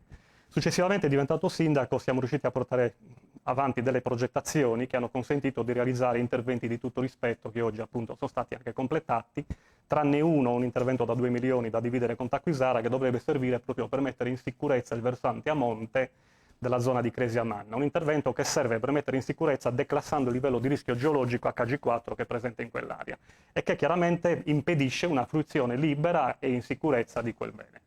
Intervento che poi doveva consentire anche, dovrebbe consentire, facendo le opportune verifiche, anche l'apertura di un piccolo museo, di una taverna tipica gairese negli edifici che sono stati appena ristrutturati. Ora, Gairo Vecchio è importante in questo momento che l'amministrazione che arrivi capitalizzi quelli che sono gli sforzi che sono stati fatti dalle precedenti amministrazioni e che in qualche modo, quindi curando particolarmente quello che è l'aspetto e il nodo cruciale, quello della sicurezza, consenta attraverso interventi idonei. Non servono grandi risorse, serve semplicemente in qualche modo chiudere 2, 3 vie, 4 vie, metterle in sicurezza e cercare di attivare delle visite guidate, anche facendo pagare un ticket a pagamento, perché oggi regna l'anarchia più totale, quindi entra di tutto e di più, esponendo a livelli di rischio pazzeschi sia l'amministrazione comunale, perché se succede qualcosa si rischia il penale, e poi sicuramente per tutelare l'incolumità pubblica, che è il primo aspetto importante. Ecco, bisognerebbe... Vogliamo essere proprio precisi, precisissimi anzi. Vabbè. Stessa domanda, il format l'avete capito? Sì, è sì. questo, andiamo lisci per un'oretta. Gairo Vecchio è una grande risorsa per la nostra comunità. Tutti ancora sono legati a Gairo Vecchio, alle sue, diciamo, origini, tradizioni e radici. Gairo Vecchio va collegato al mare. Gairo Vecchio deve essere collegamento tra zona costiera e diciamo interno, perché portare lo sviluppo a mare rischia di essere un coltello a doppio taglio se non si valorizza il nostro interno. Ora si è fatto, non diciamo che si deve fare tanto di più. L'idea nostra è quella di avere un percorso sicuro, quindi l'obiettivo principale deve essere creare quel percorso sicuro che ti permetta a chiunque voglia, quindi ai turisti, di percorrere in sicurezza il nostro vecchio centro abitato. Diciamo, durante il periodo estivo soprattutto, ma durante tutto l'anno sono tantissimi i turisti che si fermano nel nostro vecchio paese. E oggi questo è difficile da controllare e crea molti problemi, sia dal punto di vista all'amministrazione che a chiunque diciamo, vada lì. Siamo stati beneficiari proprio pochi mesi fa di un primo, diciamo, finanziamento per mettere in sicurezza la strada principale. Da lì ripartiremo per quindi garantire la sicurezza della via principale e poi chiudere il percorso che permetterà di fruire in modo sicuro, diciamo, della parte principale e utilizzabile del vecchio abitato. Vorrei evidenziare che le strutture, diciamo, riqualificate, è stato un problema anche chiudere i lavori perché erano state considerate pubbliche, in realtà erano private. Benissimo. Passiamo a un altro nodo cruciale per lo sviluppo di Gairo. Gairo ha una marina fantastica, nota a tutti, anche gli stranieri impazziscono per questi tratti di costa. C'è il campeggio di Cocorrocci, sempre negli ultimi anni è stato al centro di situazioni poco chiare. Qual è lo sviluppo di Cocorrocci, Sergio? Allora, Cocorrocci è una delle nostre risorse a mare. Diciamo che gli ultimi anni sono stati molto travagliati per questa nostra, diciamo, ricchezza. Perché? Perché si veniva da una gestione non proprio limpida. Quindi ci siamo ritrovati nel 2015, quando siamo entrati ad amministrare con Francesco Piras, una situazione di, possiamo chiamarla di illegalità, comunque di non sicurezza. Di fatto si è appreso che chi gestiva il campeggio non ne aveva diritto. Diciamo che era impossibile poter rinnovare il contratto perché c'erano delle morosità. Di conseguenza lì abbiamo dovuto prendere delle decisioni anche diciamo, importanti, perché di fatto ci saremmo passati anche noi come amministratori di mezzo non facendolo. E da lì è partita tutta una vicenda che ha visto varie sfaccettature e che hanno portato poi oggi all'attuale nuova gestione che purtroppo parte in un anno difficile, però ha garantito già quest'anno l'apertura. Credo che abbiano lavorato per quanto, diciamo, fattibile bene e speriamo che riescano a valorizzare questa nostra ricchezza. Ricchezza che è particolare, nel senso il campeggio di Cocorrocci è bello perché è immerso in questo bellissimo paesaggio. E sottolineo che insieme al campeggio Cocorrocci abbiamo riqualificato, grazie al bando che è stato appunto vinto, le strutture che erano in completo abbandono e inutilizzate lì nei pressi, diciamo, della struttura, ecco, del campeggio di Cocorrocci. Grazie Sergio. Stessa domanda per Roberto Marceddu. Cocorrocci, questo rebus infinito, stupenda località, come svilupparla? Allora, Cocorrocci fa parte della Marina di Gairo, quindi come detto prima rappresenta uno dei 3 punti dal nostro punto di vista da valorizzare e da mettere in rete in una logica sistemica per sviluppare Gairo. Io non punterei totalmente, come si è fatto, il dito contro la vecchia gestione, che comunque ha avuto il merito di resistere in un contesto difficile e comunque anche di migliorare la struttura che poi è stata consegnata al nuovo gestore. Quindi sicuramente c'erano dei problemi che si sono già rivelati nel 2013, quando appunto il Comune, durante la mia attività amministrativa, è stato chiamato in tribunale dalla vecchia cooperativa e per cui noi siamo stati costretti ovviamente a prendere in mano la situazione che poi si è via via poi sviluppata negli anni successivi con l'attuale amministrazione. Questi problemi però non devono farci perdere di vista quello che è stato realizzato negli anni precedenti, dove dal 2000 al 2015, non dimentichiamolo, con un'azione amministrativa che era iniziata addirittura nel 1998 con un passaggio in Consiglio con l'amministrazione Loddo, ha comportato la realizzazione di importanti interventi di miglioramento di quella struttura che era stata comunque anche certificata. Parliamo di qualche milione di euro che era stato destinato a quel campeggio con i fondi PIA grazie all'impegno di quelle amministrazioni. Ora, io ho parlato con i ragazzi che oggi gestiscono il campeggio perché mi sono voluto fare un'idea rispetto a quella che è anche lo scenario. Ci sono 125 posti letto su cui i ragazzi vorrebbero in qualche modo anche investire, realizzare un intervento di potenziamento di questa struttura, che è ovviamente un intervento interessante anche sotto il profilo del ritorno occupazionale e degli introiti per il Comune.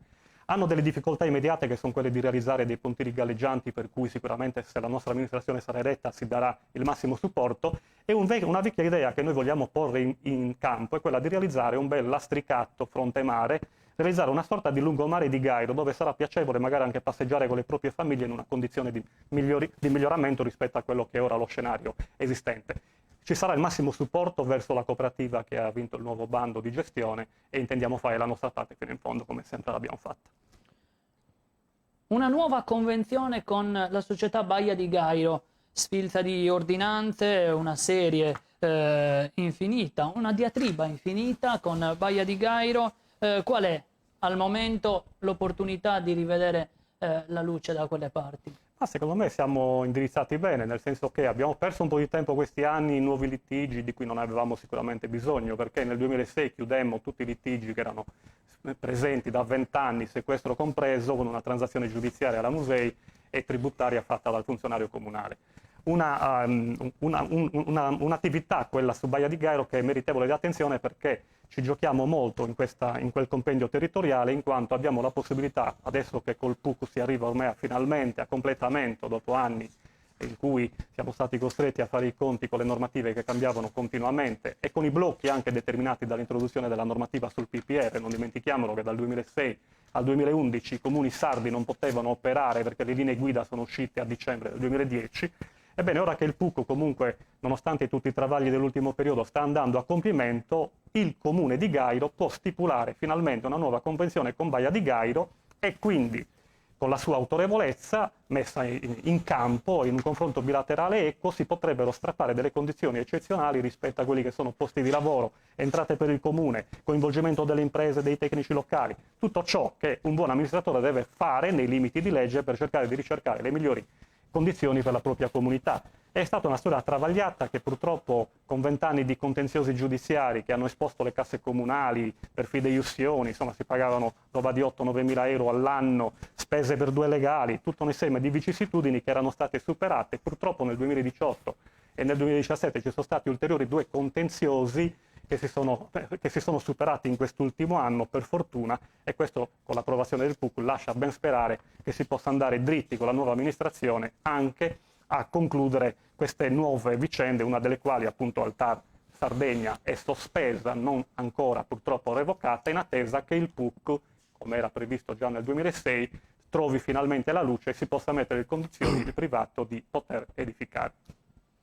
Passiamo a Sergio Lorrai, su la giunta Baia di Susirboni.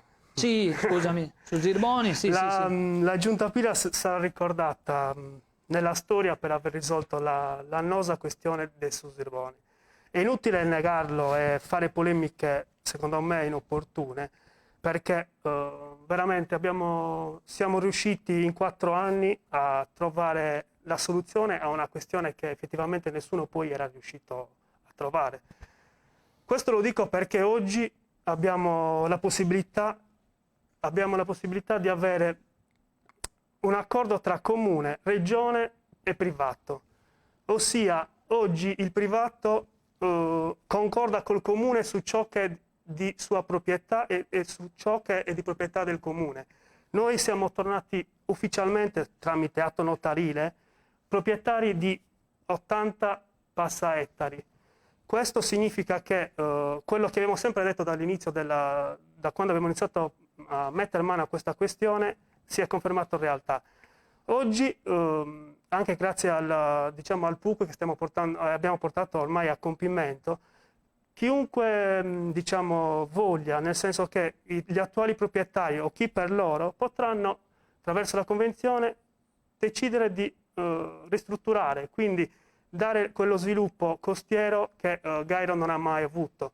Questioni che, ripeto, sono state, secondo me, affrontate superficialmente, perché di fatto si è dimostrato che con competenza, serietà, trasparenza, il privato ha concordato con ciò che noi abbiamo sempre detto, la regione si è resa disponibile, ha lavorato con noi affinché lo stesso privato abbia le condizioni ideali per poter ovviamente lavorare e quindi usufruire dei vantaggi che può avere lo sviluppo sulla costa.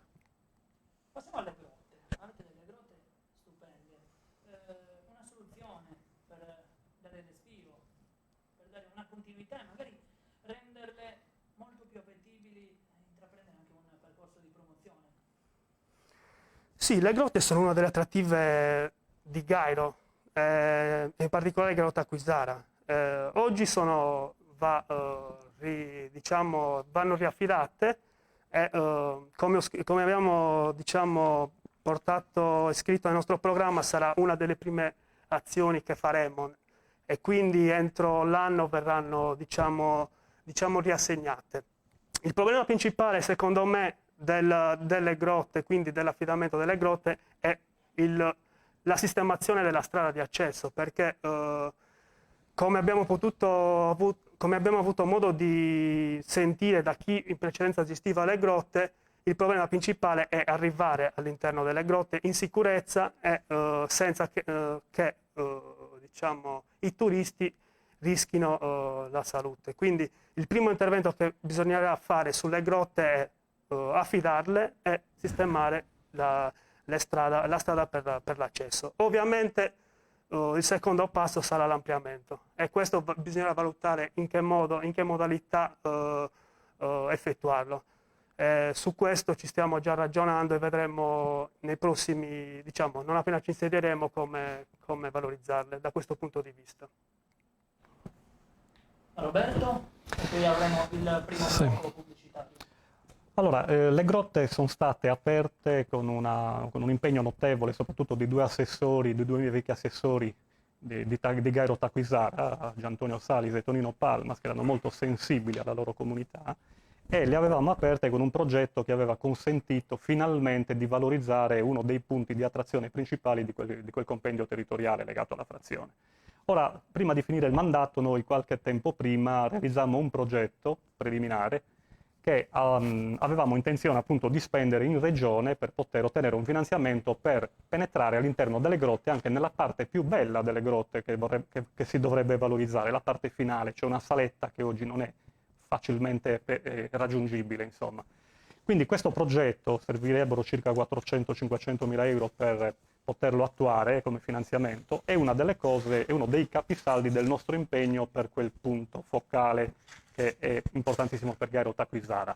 Ovviamente c'è un ragionamento da fare anche sul miglioramento della viabilità di accesso, perché sappiamo bene che oggi comunque c'è qualche difficoltà legata alla morfologia del territorio, alla strada oggi di accesso. Quindi su quello va fatto un supplemento di verifica tecnica anche per capire che cosa si può fare e nel caso cercheremo un finanziamento idoneo per poter fruire al massimo di quella bellezza che ci appartiene, insomma. Le grotte, insomma, sono su Taquisara in un punto in cui poi è stato previsto proprio nel piano urbanistico comunale una piccola area camping camper montana su richiesta proprio della popolazione di Taquisara e che si sposa benissimo con quelle che sono già le strutture esistenti e che vorremmo anche potenziare, soprattutto per quanto attiene quella che è che sono i posti letto, oltre i bed and breakfast già esistenti. Gairo Taquisara, polo turistico per eccellenza, ripeto, insieme a Gairo Vecchio, insieme alla Marina di Gairo, dove tutti gli interventi devono essere messi in rete, proprio valutati in una logica sistemica, non da solo un angolo di visuale, per ottimizzare al massimo le azioni che vorremmo andare a fare. Tempo scaduto, andiamo in pubblicità, linea alla regia per il primo blocco pubblicitario.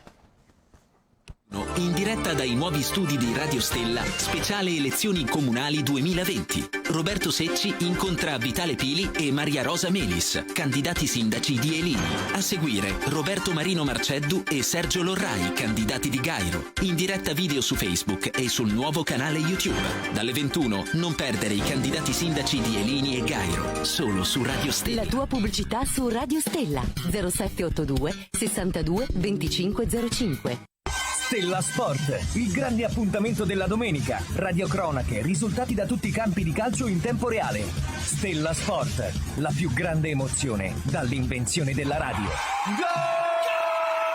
Ogni domenica in collaborazione con... Devi ristrutturare casa o cambiare i tuoi infissi? Affidati a Roberto Marongiu, maestri serramentisti Domal. Da noi trovi una vasta gamma di prodotti come infissi in alluminio, PVC e alluminio legno, persiane e scuroni. Inoltre ci occupiamo della chiusura di verande con vetrate panoramiche in alluminio o solo vetro, monoblocchi con tapparelle in alluminio coibentato motorizzati e non, portoni blindati e porte interne. Roberto Marongiu, prodotti di alta qualità per un perfetto isolamento termico e acustico, e potrai usufruire della detrazione fiscale del 50%. Ti aspettiamo per un preventivo gratuito nella zona artigianale Monte Attu a Tortolì 0782 62 38 84. Sponsor ufficiale Stella Sport.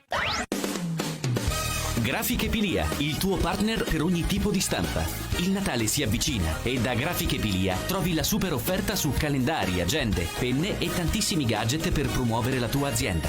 Grafiche Pilia, a Tortolì, in zona industriale Baccasa. Telefono 0782 62 34 75. Grafiche Pilia, sponsor ufficiale Stella Sport.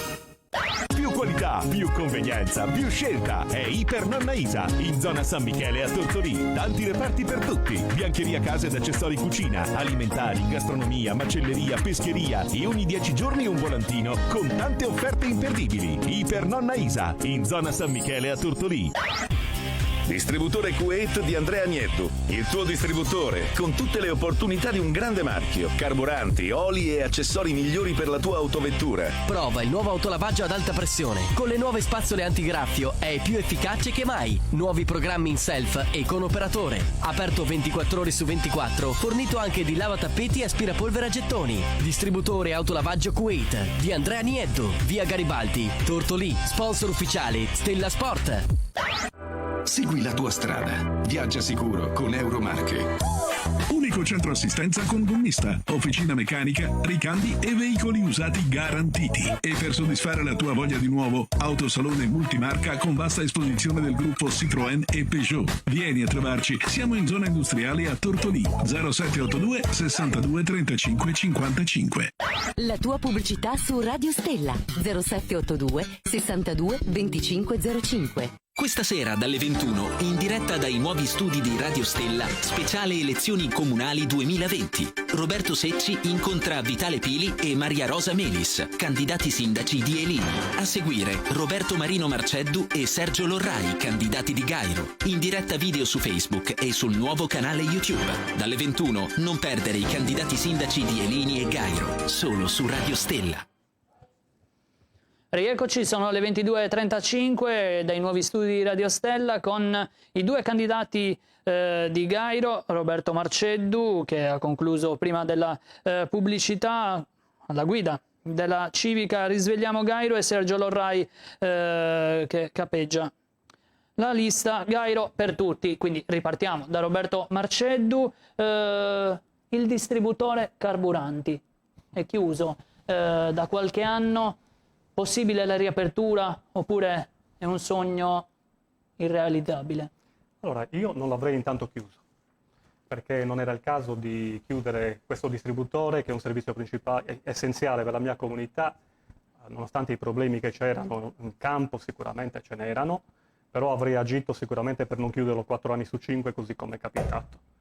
C'erano delle difficoltà, ma c'erano anche delle evoluzioni nel corso appunto dell'ultimo periodo della mia amministrazione che avevano portato ad affacciarsi all'orizzonte sicuramente delle possibilità per una scontistica che mirava ad abbattere il costo del carburante, per una nuova convenzione, perché la convenzione era scaduta, e poi anche per cercare di limare alcuni altri aspetti legati alla sicurezza. Lo stesso certificato antincendio venne richiesto a marzo del 2015, 2 mesi prima della mia scadenza, e purtroppo si è perso un po' per strada, perché solo dopo 2 anni, 3, ci si è ricordati che bisognava procurare il certificato antincendio. Si è chiuso inizialmente il distributore per 7 mesi per dei lavori che sono stati fatti in semplicemente 5 giorni.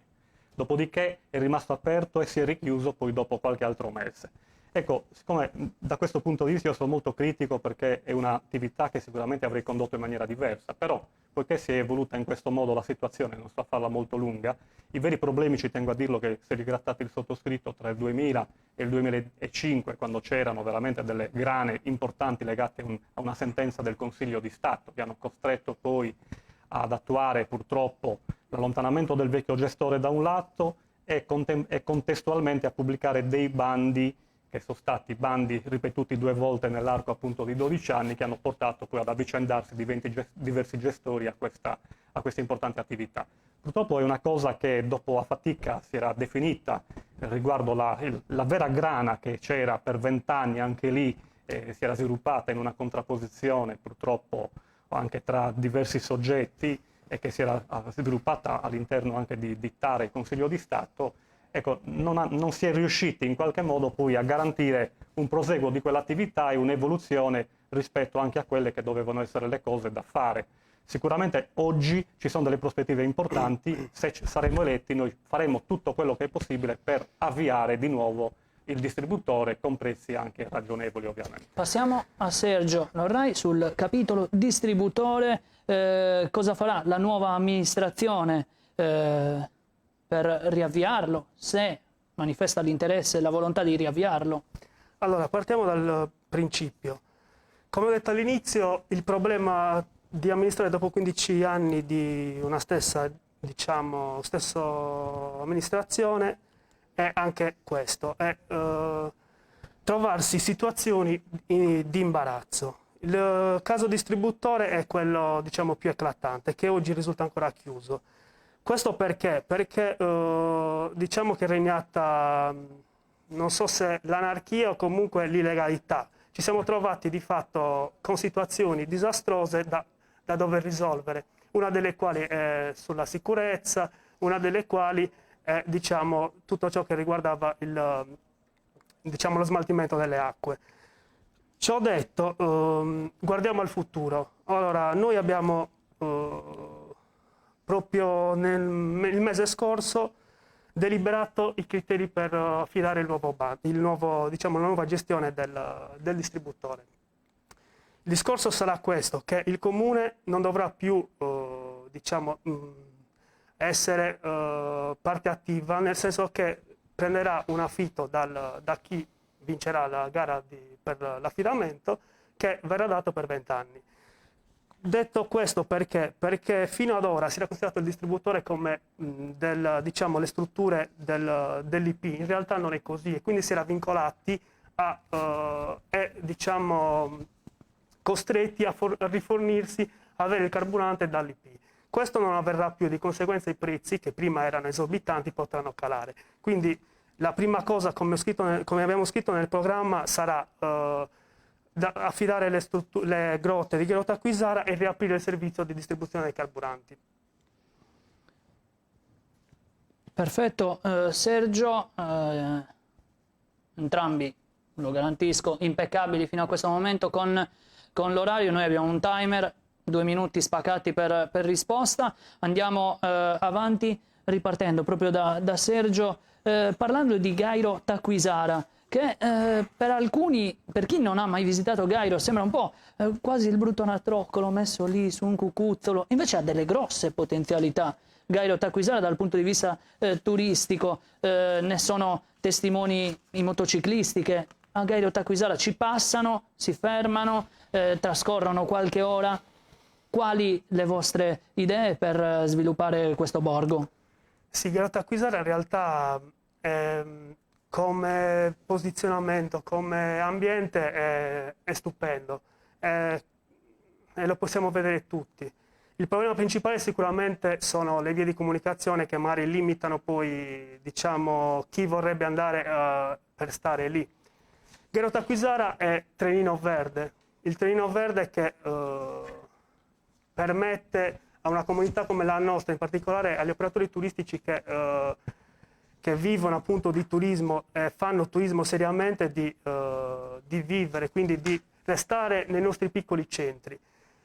Tuttavia Gairo Tacquisara non è solo trenino verde, ma a fianco al trenino verde noi vorremmo portare avanti un progetto di cui abbiamo già firmato un protocollo d'intesa per valorizzare ulteriormente le rotaie. Ecco, quindi pensiamo al turismo ecosostenibile da affiancare al trenino verde. Gairo Tacquisara è archeologia, noi abbiamo un potenziale incredibile su Gairo Taquisara relativamente all'archeologia. Ora siamo stati beneficiari di un finanziamento di 100.000 euro che sta andando, diciamo, di cui è stato pubblicato il bando per l'affidamento, per iniziare la valorizzazione di questo importante settore che è stato sempre trascurato. È un percorso lungo che obiettivamente non ti dà risultati magari dall'oggi al domani, però ti garantisce la crescita di una comunità. Sappiamo bene le realtà e la storia che c'è in tutta la Sardegna da questo punto di vista. Quindi Gairo Taquisara è grotte, Gairo Taquisara è mondo archeologico, quindi storia. Gairo Taquisara è Trino Verde e il turismo ha un ruolo determinante per l'interno della nostra comunità e quindi per vivere a pieno Gairo Taquisara. Grazie Sergio. Passiamo quindi a Roberto Marceddu. Io vi preannuncio che apriremo anche ad alcuni commenti che arrivano sulla nostra pagina Facebook, in modo tale da poter interagire con i nostri amici che ci stanno seguendo. Roberto, stessa domanda per te su Gairo Taquisara. Sì. Io su Taquisara in parte ho anche già risposto prima, no? Quando ho parlato delle grotte e delle altre situazioni. Però ci tengo a ricordare che Gairo Taquisara, che era una frazione dimenticata, quando l'abbiamo presa in carico nel 2000, io facevo per la prima volta il sindaco, con 2 brillanti assessori che prima ho ricordato, abbiamo dedicato finalmente la necessaria attenzione. Gairo Taquisara, al pari di Gairo, da quegli anni è stata letteralmente trasformata in meglio con interventi di sicurezza, con interventi di tipo estetico, che tutti riconoscono. Poi tutto non si può fare, qualcosa sicuramente è sfuggita, però si sono fatti tutta una serie di interventi che l'hanno trasformata sicuramente in meglio e la popolazione credo che abbia capito e percepito anche quella che era l'importanza di quelle azioni amministrative. Ora, in questi anni, secondo noi, Gairo Taquisara è stata un po' trascurata. È stata trascurata sotto il profilo dell'attenzione proprio rispetto anche alle cose banali quotidiane di ogni giorno, quindi le criticità anche legate alle piccole opere pubbliche, alle piccole necessità quotidiane del cittadino. Noi facevamo per esempio anche un consiglio comunale una volta ogni tanto a Gairo Taquisara proprio per significare questa massima attenzione. Non siamo mai stati convocati in 5 anni e mezzo a Gairo Taquisara per fare un consiglio comunale. Gairo Taquisara, lo ricordava prima a Sergio Lorrai, il trenino verde è sicuramente l'attrattore fondamentale su cui noi vogliamo dispiegare il massimo della nostra azione amministrativa, ma non da soli. Saremo degli sciocchi a pensare che potremmo vincere una battaglia di quel tipo. Per valorizzare il trenino verde nel senso vero del termine occorre unire le forze con le altre amministrazioni comunali e da questo punto di vista bisogna fare battaglie anche interprovinciali. Quindi trenino verde, grotte, ristorante, creare dei posti letto aggiuntivi con un piccolo hotel, il piccolo campeggio montano che appunto oltre all'area picnic che avevamo già realizzato è un ulteriore passo in avanti per integrare questi interventi. Piccole attenzioni quotidiane che noi vogliamo dare ai cittadini anche per le criticità che si sviluppano nel quotidiano, sono sicuramente cose che ripristineremo. Perfetto. Abbiamo oltre 100 persone connesse sul video Facebook in questo momento, i picchi sono sicuramente più alti. Inizio a leggere qualche commento in modo tale da consentire a chi ci sta seguendo di interagire. Parto con Sergio. Rossella Barca, bravo Sergio, ammiro la tua pazienza e trasparenza, continua così. E poi Alessandro Murino sul distributore. Sergio, rivolto a Sergio Lorrai, non stai dicendo nulla perché non sono possibili bandi ventennali. Vuoi replicare apriamo sempre il timer in 2 minuti. L'utente sostiene che non siano possibili bandi ventennali per il distributore.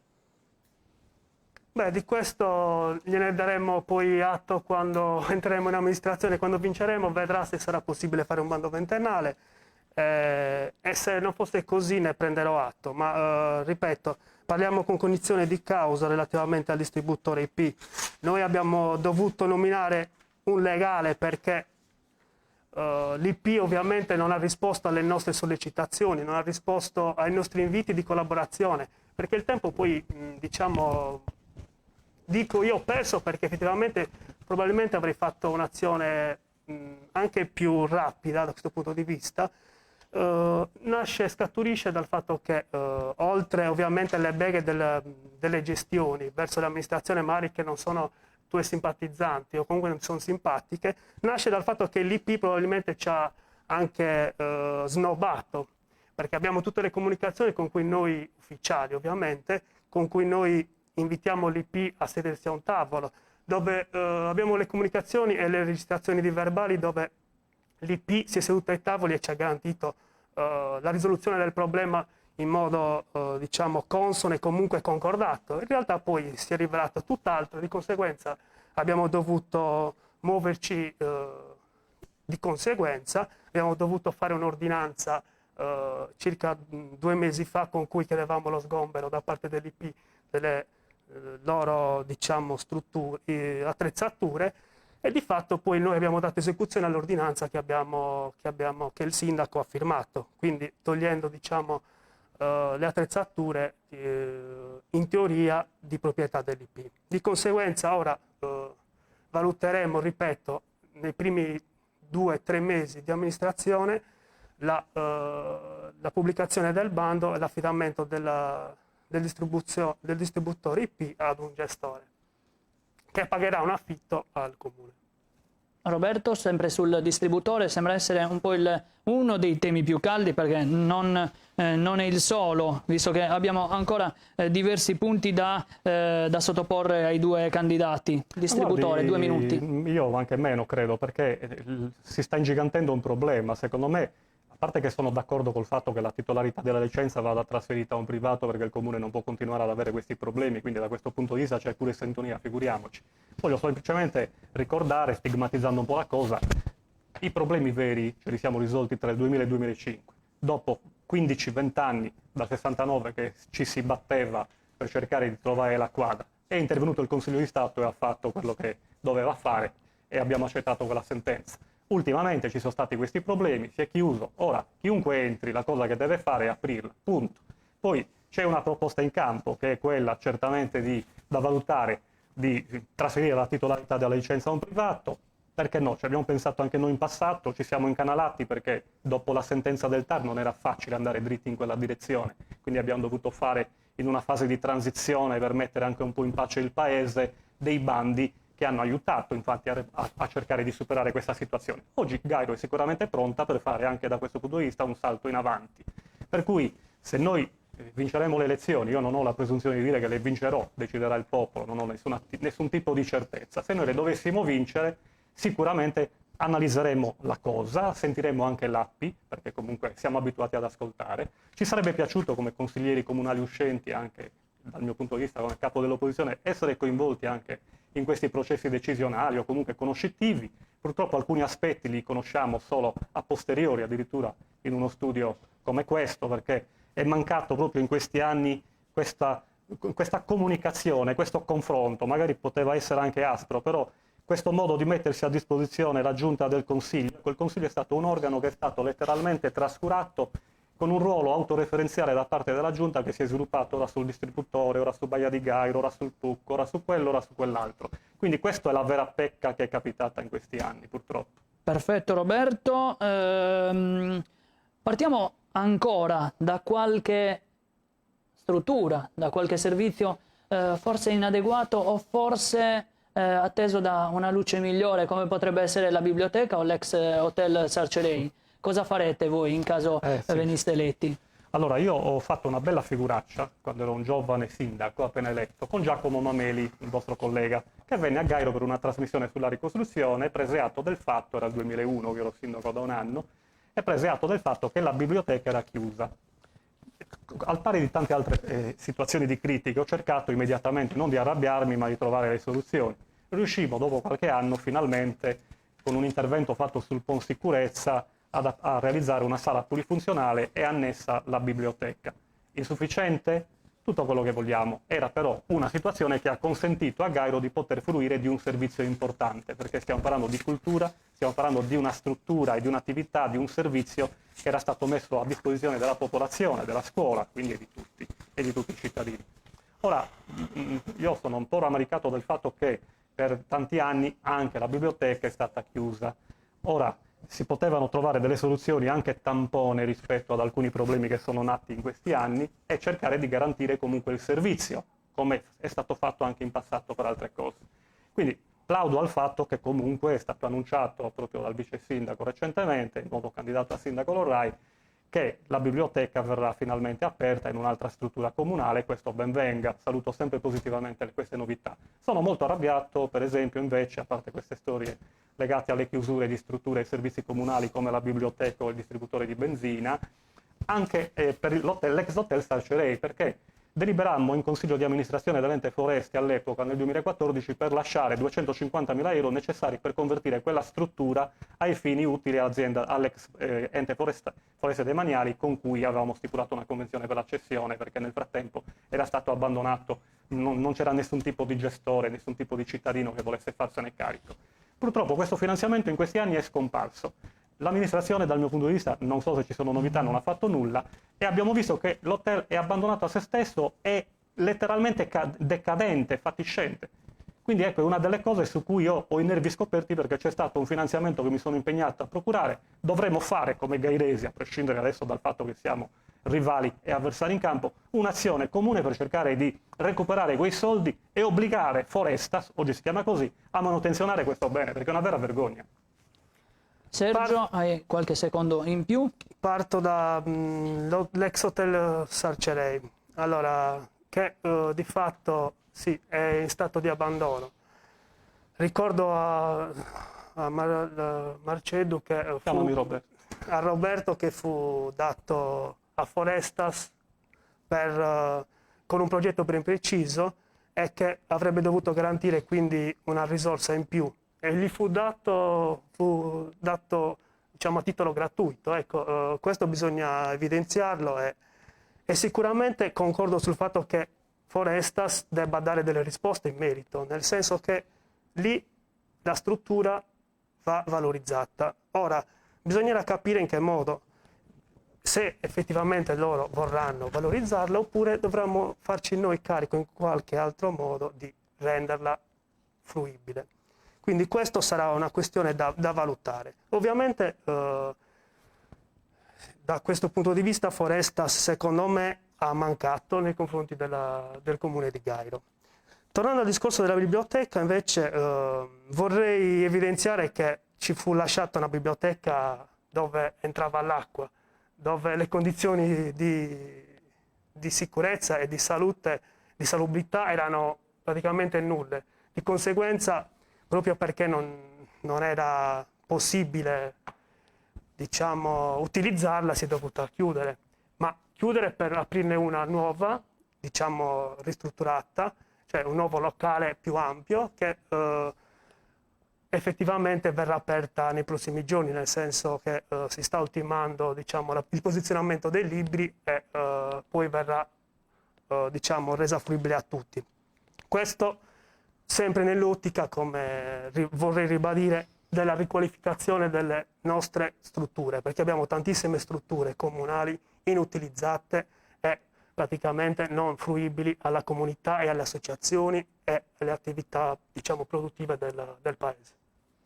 Perfetto, ci sono altri messaggi, io leggo con nome e cognome. Luca Nieddu, vi siete mai presentati, immagino si rivolga all'amministrazione uscente, a Gairo Tacquisara in 5 anni? Poi potrei rispondere complessivamente.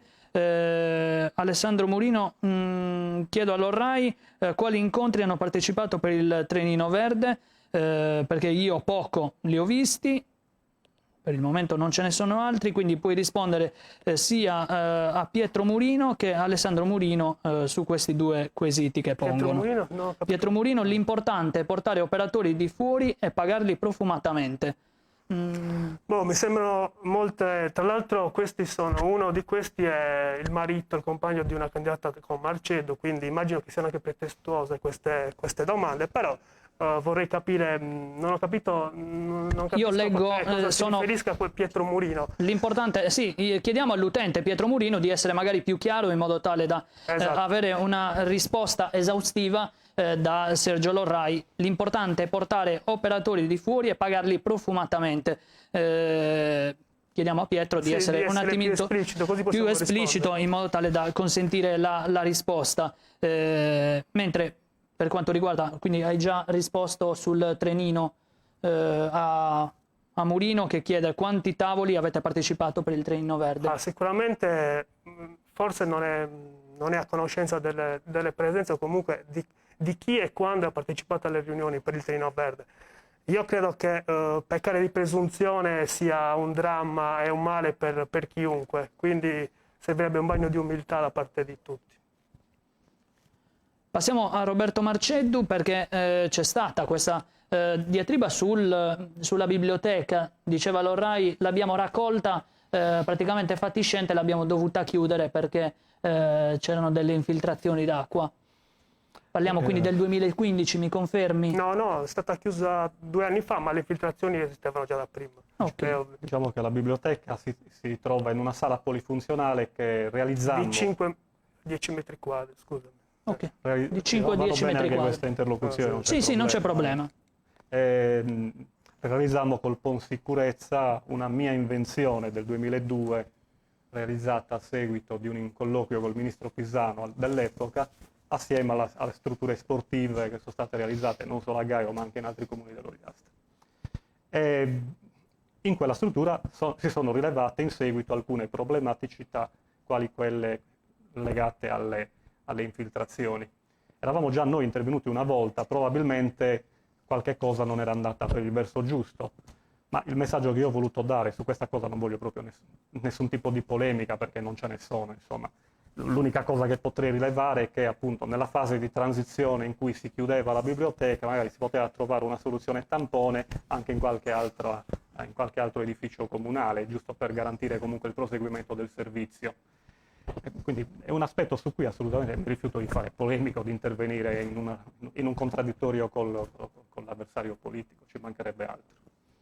Passiamo allora a una domanda sulla demografia, lo spopolamento, che è uno dei temi purtroppo attualissimi, soprattutto nelle zone dell'interno. Io vi cito 2 dati. 2001 Gairo contava 1680 residenti, al 31 dicembre 2019 ne contava 1370, quindi stiamo parlando di 300 o giù di lì residenti in meno. Dove sono finiti questi residenti? Perché non ne sono stati acquistati dei nuovi negli anni? Stiamo parlando di un arco temporale di 19 anni, 20 anni, quindi dove Gairo ha perso appunto 300 residenti. Roberto e poi Sergio. Allora, il problema dello spopolamento io l'ho affrontato in innumerevoli dibattiti pubblici anche da me organizzati, l'ultimo dei quali alla Musei con tutti i capigruppo in Consiglio regionale presenti di destra e di sinistra, ed è un tema che mi appassiona da sempre. Il primo incontro lo feci con Bacchisio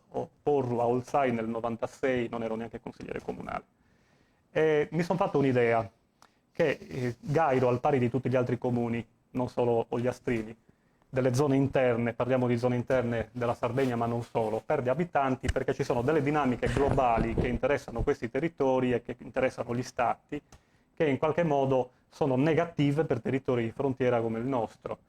Le dinamiche le politiche europee sono una delle cause, perché si basano su criteri di tipo economicistico che penalizzano praticamente i territori come il nostro dove non ci sono popolazioni. È come il cane che si morde la coda, tu tagli servizi, tagli ospedali, tagli presidi, tagli scuole, perché non ci sono abitanti, ma tagliando questi servizi e questi presidi essenziali per vivere stai abbattendo la qualità della vita. Abbattendo la qualità della vita va via non solo chi non ha un lavoro, ma va via anche chi il lavoro ce l'ha, perché non ci fa crescere la propria famiglia.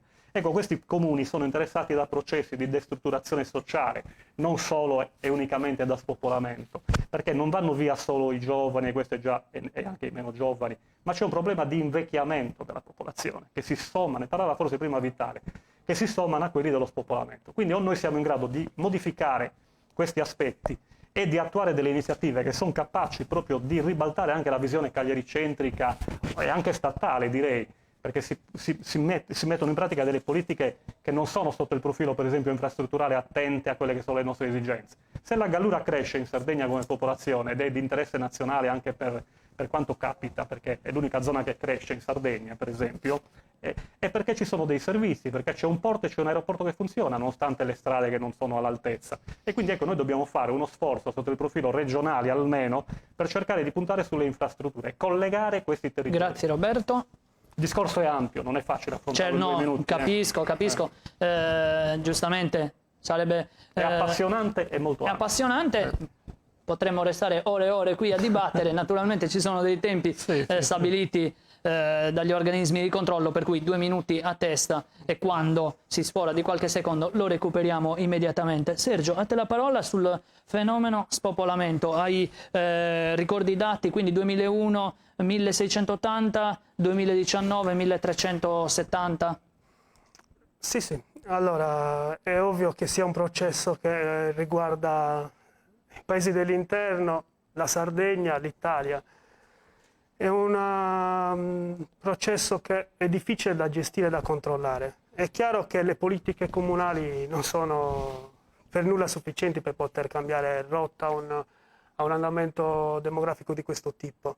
Sicuramente alcune iniziative possono aiutare chi decide di restare nel proprio paese, chi decide di investire nel proprio paese, chi decide di magari creare attività nel proprio paese. Noi quest'anno abbiamo introdotto il bonus bebè, che è un piccolo incentivo per i nuovi nati, diciamo, per coloro che mettono su famiglia. Sono iniziative che ovviamente non hanno nessun riscontro se non c'è poi la parola lavoro di mezzo. Creare le condizioni affinché io, giovane studente, giovane laureato, possa restare e possa valorizzare la mia comunità e valorizzarmi nella mia comunità. Quindi l'obiettivo principale deve essere quello di creare le condizioni affinché io rientri, cioè mi formi nel mio paese, come all'università all'estero, ma poi abbia la possibilità di tornare. Ma questo oggi è veramente difficile, perché la fibra ottica non c'è ancora. Come può uno fare impresa? Come può uno che vuole valorizzarsi poter competere con i pari età di un'altra parte del mondo se non c'è neanche la fibra ottica? Che sono 2 anni che sono stati ultimati i lavori di infrastrutturazione e non è ancora stata attivata per varie vicissitudini, perché un ente non dà un'autorizzazione, perché l'altro non sollecita affinché ci sia questa autorizzazione. Ecco, se non cambiano, se non c'è un cambio di tendenza in questo senso è difficile. E ovviamente la condizione necessaria è che ci sia parità e possibilità tra uomo e donna, perché oggi la società deve garantire parità sia all'uomo che alla donna di lavorare. Perfetto, Sergio. Si viene da un'amministrazione di 5 anni, l'amministrazione di Franco Piras, puoi essere naturalmente di parte. Che voto dai a questa esperienza in amministrazione, a questo mandato del sindaco Piras, e argomenta chiaramente il voto che darai? Allora, bisogna fare una premessa, che ho fatto anche all'inizio. Gestire, comunque dover amministrare una macchina come quella comunale, dopo 15 anni, è inutile negarlo, di uguale amministrazione, è un problema. E noi l'abbiamo visto e provato sulla nostra pelle. Detto ciò, il problema principale per un'amministrazione comunale come la nostra è la mancanza di un segretario comunale. Noi abbiamo amministrato 5 anni, sostanzialmente 5 anni, senza un segretario comunale, con tutto ciò che ne consegue. Allora, io non credo che ci siano tanti casi in cui un'amministrazione si trovi da sola a dover amministrare un comune. E questo ti rende la vita o comunque l'attività amministrativa molto molto difficile. È chiaro che quello che si dovrà fare, chiunque vincerà, è fare in modo che arrivi un segretario comunale nel comune di Gairo. Ma non per altro, perché è una sicurezza, una garanzia sia per la parte politica che la parte diciamo degli uffici.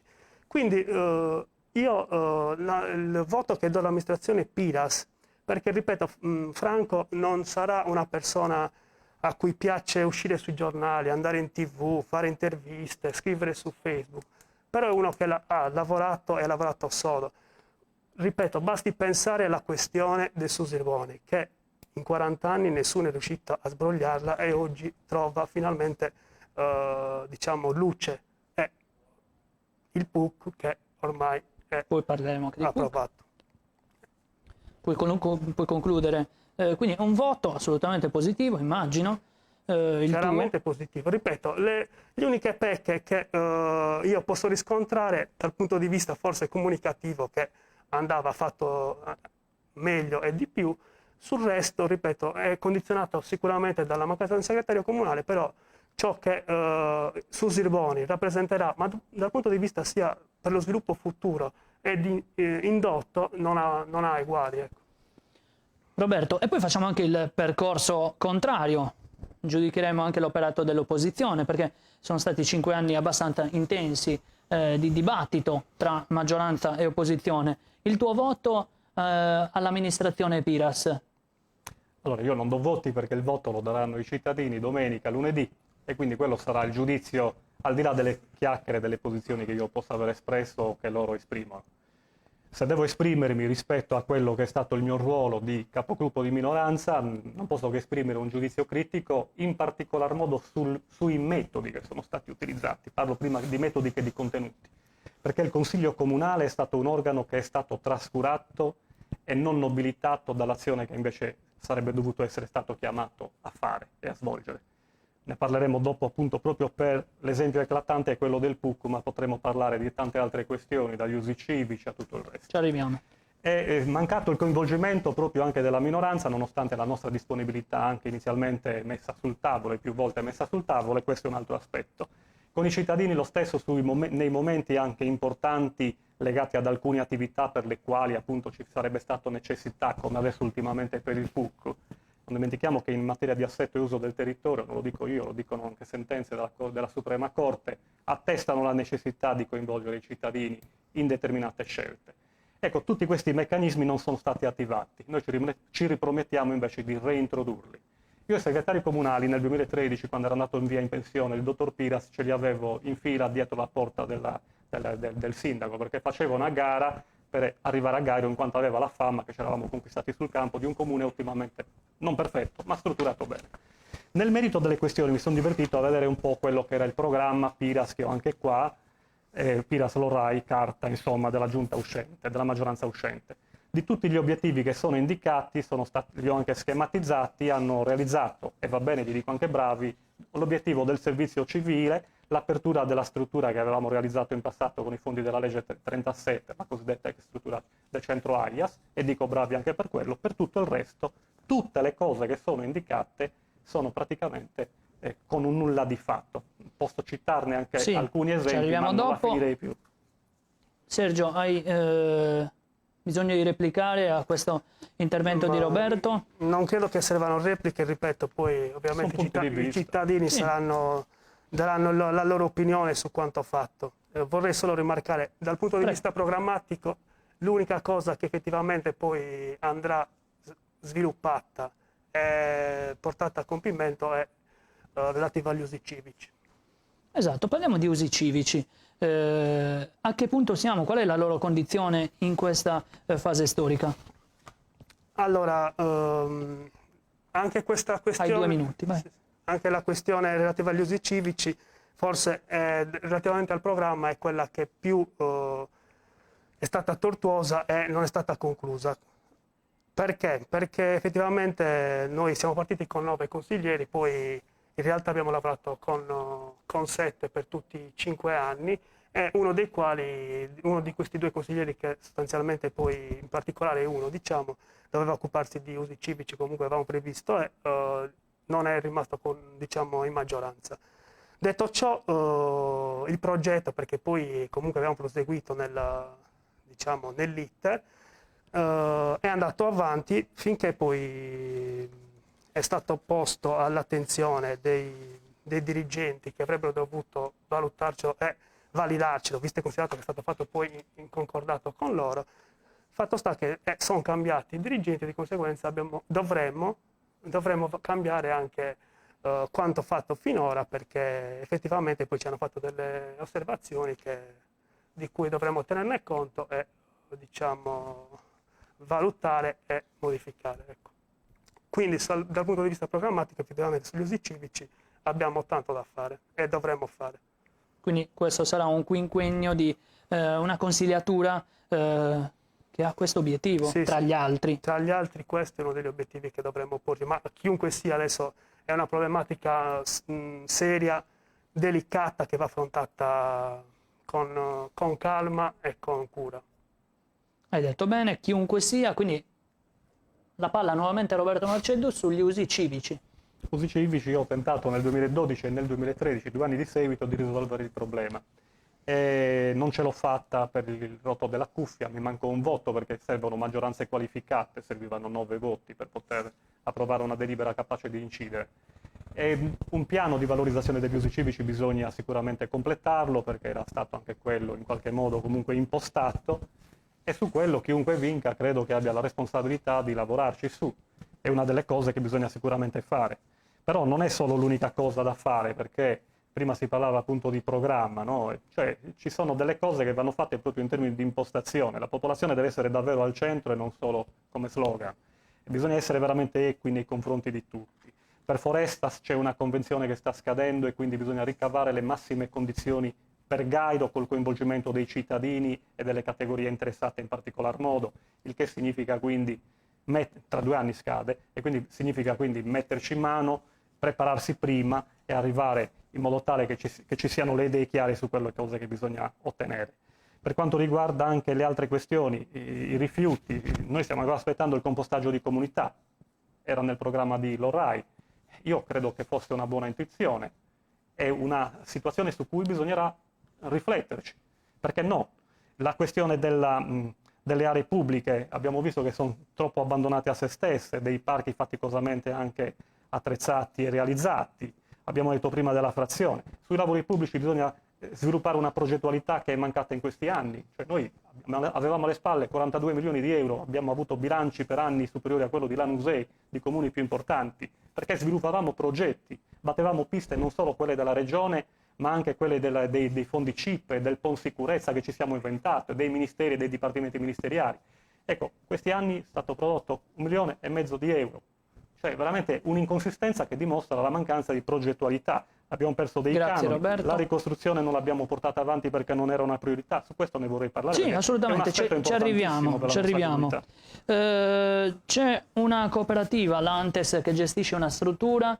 Quali le vostre proposte per intensificare il rapporto, per consolidarlo, o comunque quali idee future? Anche lì io non sono stato coinvolto nel processo, quindi mi baso sulle notizie che ho a disposizione, dai contatti che ho avuto, in qualche modo dalle notizie che ho appreso. Credo che quella struttura, su intuizione dell'ex vice sindaco Paolino Loddo, nel 1998, che aveva stipulato un preaccordo con l'AIAS, fosse un'intuizione positiva. Purtroppo la prospettiva dell'AIAS era naufragata perché doveva essere il centro AIAS del Pardu per via del fatto che Soru aveva introdotto dei limiti nel 2006 e aveva fatto saltare non solo a Gairo questa prospettiva. Ecco, quindi questa soluzione che è stata trovata in questi anni va bene, mi fa contento perché sicuramente il lavoro che è stato fatto in precedenza viene premiato in questo modo da parte delle diverse amministrazioni gairesi, ivi compresa l'ultima. Per cui da questo punto di vista sicuramente una volta che se dovessimo noi essere premiati dalla cittadinanza, a quel punto ci siederemo a un tavolo con la cooperativa e valuteremo, ma non solo con loro, magari anche con la Regione Sardegna, valuteremo che cosa si può fare in termini di miglioramento, ottimizzazione, vediamo un po' che cosa troviamo, insomma. Risposta in 1 minuto. Sì, ha risposto in 1 minuto. 2 minuti invece per Sergio Lorrai, proprio sulla futura collaborazione con la cooperativa che alloggia con i suoi pazienti all'interno della struttura. Sì, partiamo dal presupposto che anche quella era una struttura comunale inutilizzata e realizzata da decenni e mai sfruttata. Quindi soldi pubblici utilizzati e non mai messi, diciamo, a frutto, ecco. Antes è un progetto che abbiamo fatto, diciamo, grazie alla collaborazione con questa cooperativa, che permetterà, diciamo, di sfruttare al meglio una struttura comunale. C'è stato l'accordo sul fatto che venissero garantite alcune condizioni, ovviamente, e loro ci hanno garantito la ristrutturazione completa dell'interno della struttura, perché effettivamente era fatiscente, perché diciamo, c'erano delle infiltrazioni dalla piazza e di conseguenza era insalubre. Quindi la cooperativa è riuscita ad accreditare per 16 posti, diciamo, letto la struttura, di conseguenza è imminente l'apertura, nel senso che dovrebbero, se non è ieri, domani, portare i primi pazienti e partire con, diciamo, l'attività. Ecco. partire con l'attività. Perfetto. Sergio, parliamo del rapporto che il Comune ha in essere con Forestas e tutto il territorio che è abbastanza vasto. Rapporto con Forestas e proposte per eventualmente migliorarlo. Allora, con Forestas, soprattutto negli ultimi anni, il rapporto è, direi, molto molto collaborativo. Grazie appunto alla loro collaborazione e considerando il fatto che le risorse umane a disposizione da parte delle amministrazioni comunali è minimo e ridotto all'osso, è molto prezioso riuscire a stipulare una collaborazione fattiva con Forestas. Detto ciò, quindi questo ci permette, soprattutto nella parte, diciamo, nell'ultimo anno, soprattutto nella parte urbana, zona, diciamo, urbana del nostro territorio, di garantire certi livelli anche di pulizia, taglio erba, eccetera. Detto ciò, con Forestas va fatto un ragionamento che poi, come dicevamo prima, deve essere a 360 gradi, quindi abbiamo la struttura ex albergo di Sarceré da valorizzare, quello sarà una delle questioni da approfondire, e poi tra 2 anni neanche diciamo, la discussione quindi della nuova convenzione appunto con Forestas per la gestione del territorio. E questa sarà una partita sicuramente fondamentale, importante, perché noi diamo a Forestas in gestione praticamente quasi tutto il nostro territorio e di conseguenza vorremmo, anzi dobbiamo pretendere che siano i nostri cittadini possano lavorare per rendere migliore il nostro territorio attraverso appunto l'agenzia. Per questo, rispetto a quanto è successo finora, cioè il pensionamento delle persone l'assunzione di nuovi operai, su questo bisognerà proprio fare un discorso chiaro e procedere in tal senso che ci sia un turnover 1 a 1. Perfetto. Mi consentirai, Roberto, c'è una domanda per l'Orrai sulla questione della struttura Antes. Mary De Agostini, credo sia la candidata. Sì, è una nostra candidata. Ok. Chiede quanti contratti di lavoro ha garantito Antes, contratti di lavoro OS per Gairo. OS non so, se non faccio errore sul contratto dovrebbero garantire almeno 2 persone. Almeno 2 persone? Sì, però non si parla di OS ovviamente. Ok. Perfetto, quindi risposta... Non ricordo male ovviamente, perché poi bisogna vedere del contratto. Perfetto. Domanda Forestas anche a Roberto Marceddu. Sì, Forestas c'è la convenzione, l'abbiamo ricordato più volte, che scade. La nostra intenzione come gruppo, ne abbiamo anche parlato, è quello di audire preventivamente e per tempo la popolazione, in particolar modo la categoria interessata, quindi gli operai forestali, ma anche coloro i quali in qualche modo entrano all'interno del perimetro, i pastori che hanno delle tanche per esempio, no? È chiaro che chi si avvicina a questa problematica deve ricavare le migliori condizioni per Gairo a fronte di tutti quei terreni che noi mettiamo a disposizione. Siamo uno dei comuni sardi che mette più ettari, per capirci. E quindi da questo punto di vista occorre interrogarsi e capire che cosa dobbiamo ottenere in cambio di questo sacrificio. Sicuramente il mantenimento della forza lavoro, sicuramente il rispetto del turnover, perché chi va in pensione, e abbiamo tanta gente anziana, deve essere sostituita. Non è pensabile non sostituire chi va in pensione a fronte di questo sacrificio. E allora ecco, il giovane disoccupato che sta iscritto all'ufficio di collocamento potrà avere questa possibilità. Il che non significa risolvere i problemi dei disoccupati di Gairo, ma avere una prospettiva per una piccola parte di popolazione. Sicuramente significa poter fare un ragionamento anche tecnico-economico su quelle che sono le superfici a tanche che possono essere destinate e magari ampliate oltre che confermate.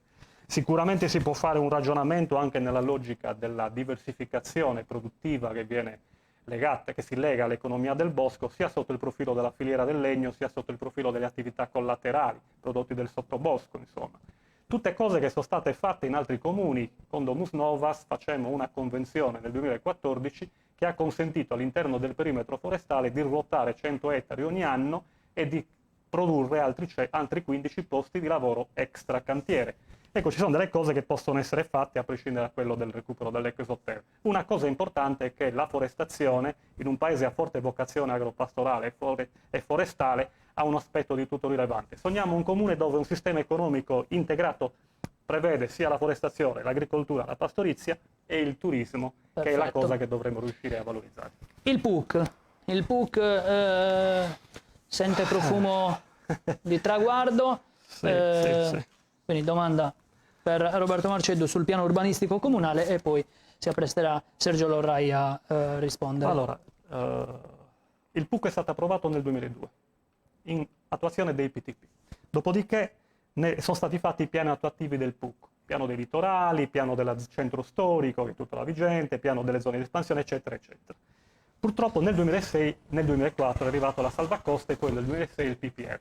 La Regione, come letto anche e recitato nella delibera ultimamente approvata dalla maggioranza, ha approvato le linee guida del PPR per predisporre i PUC nei comuni a dicembre del 2010, il che ha significato per la nostra amministrazione nel 2011, solo nel 2011, poter dare l'incarico per attuare quello che il legislatore imponeva ai comuni, e cioè adeguare i PUC esistenti, nel nostro caso, al PPR e al PAI. Nel 2011 abbiamo dato l'incarico per impostare il nuovo PUC. Un'infinità di conferenze di copianificazione, una procedura assurda.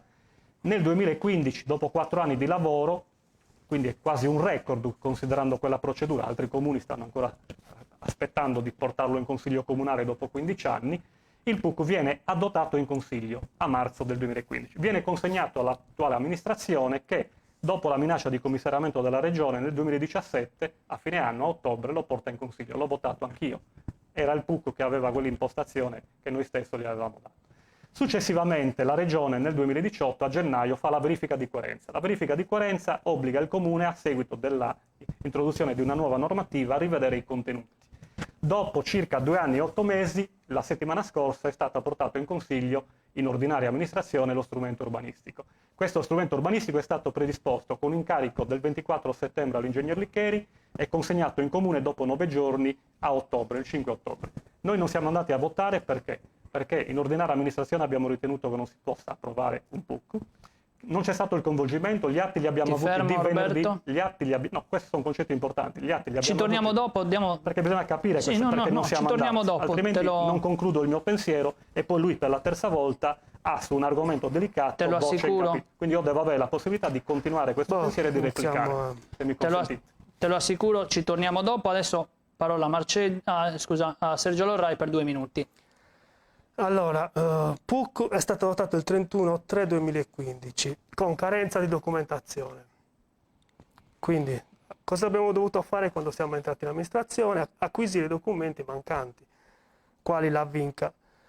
Ok, detto ciò, si sono dovuti riaprire i termini per la presentazione delle osservazioni. Quindi, in base a questo, si sono fatte delle migliorie, perché poi, come ha detto Marceddu, l'impostazione era quella della precedente amministrazione, questo non è da negare, però ovviamente avendo riaperto le osservazioni, si sono ascoltate le richieste, quanto proposto per migliorare il PUC, e da qui ne è nato un progetto migliorato. A ottobre 2017 viene fatta l'adozione definitiva, dove vorrei evidenziare c'è stato il voto all'unanimità, quindi tutti hanno concordato sul fatto che uno strumento così importante per lo sviluppo del territorio andasse portato avanti con un'impostazione di una precedente amministrazione e con delle migliorie della nuova amministrazione. 26 gennaio 2018 ci vengono fatte delle osservazioni sostanziali da parte della Regione. Quindi cosa si è fatto? Si è fatto in base a questo, si è lavorato affinché queste osservazioni venissero superate, ed è ciò che poi ha portato all'approvazione della settimana, 10 giorni fa, del PUC con la risoluzione delle problematiche sostanziali che la Regione ci ha posto. Ecco da dove nasce poi la polemica, comunque il fatto che Marceddu dica che non fosse possibile approvare il PUC. Non è stato approvato il PUC. Il PUC era già stato adottato e l'adozione definitiva a ottobre 2017. Perfetto.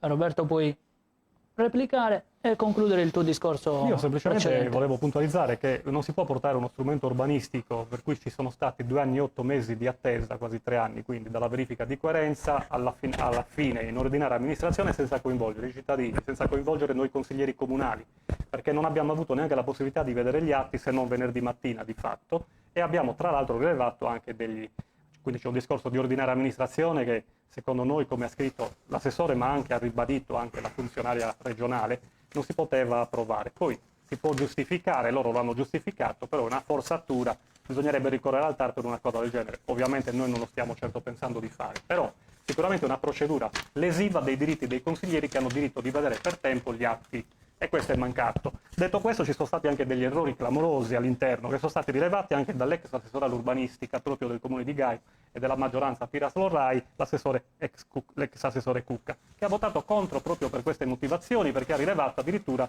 delle situazioni peggiorative.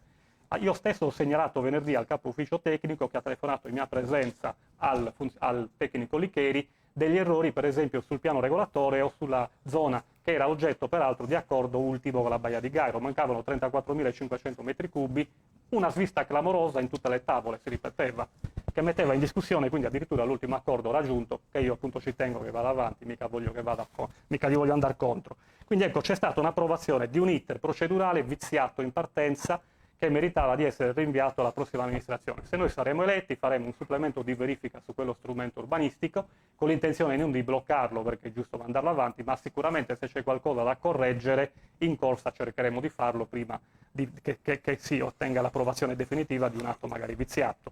Questa è sicuramente la cosa. Detto questo, poi anche riferimento a Baia di Gairo, se noi avessimo approvato il PUC nei tempi normali, quindi non nel 2020 in ordinaria amministrazione, ma magari lo so, non riesco a esprimere i concetti.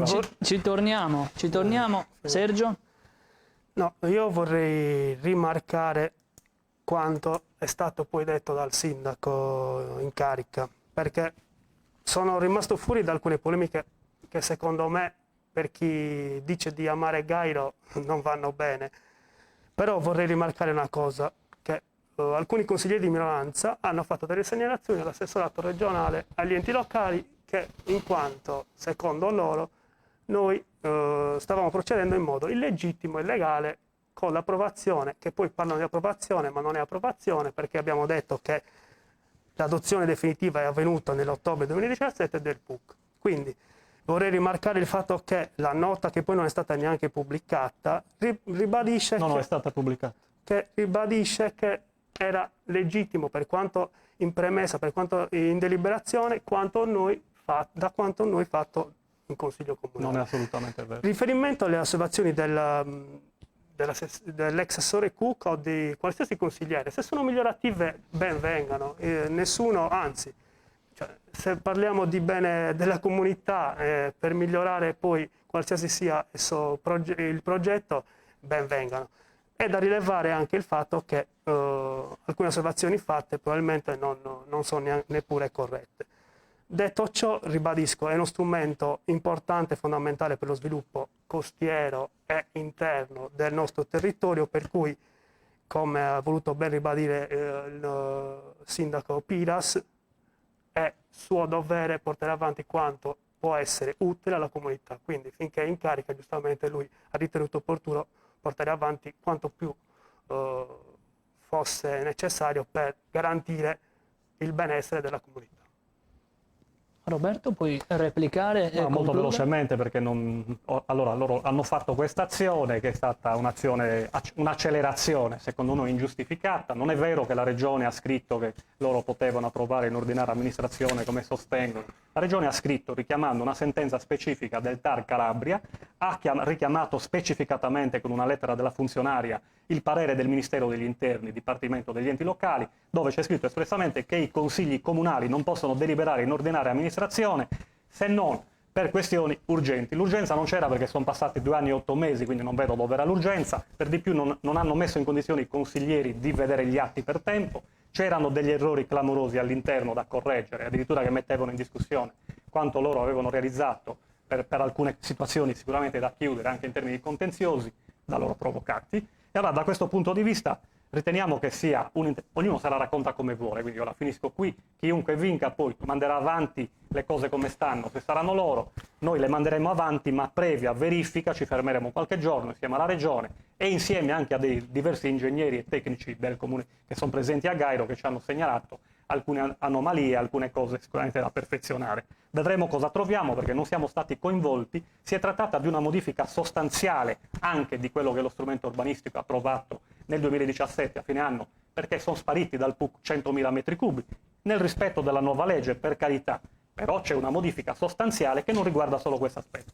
Dico una cosa che è molto importante per Baia di Gairo, perché se il PUC fosse stato, che era ancora da perfezionare quando gliel'abbiamo lasciato, si fosse portato nel giro di 2 anni, di 3 anni all'attenzione del Consiglio Comunale, si sarebbe realizzato quel percorso veloce già stabilito nel 2006. L'imprenditore a quel punto avrebbe avuto il PUC e avrebbe potuto presentare un piano di lottizzazione.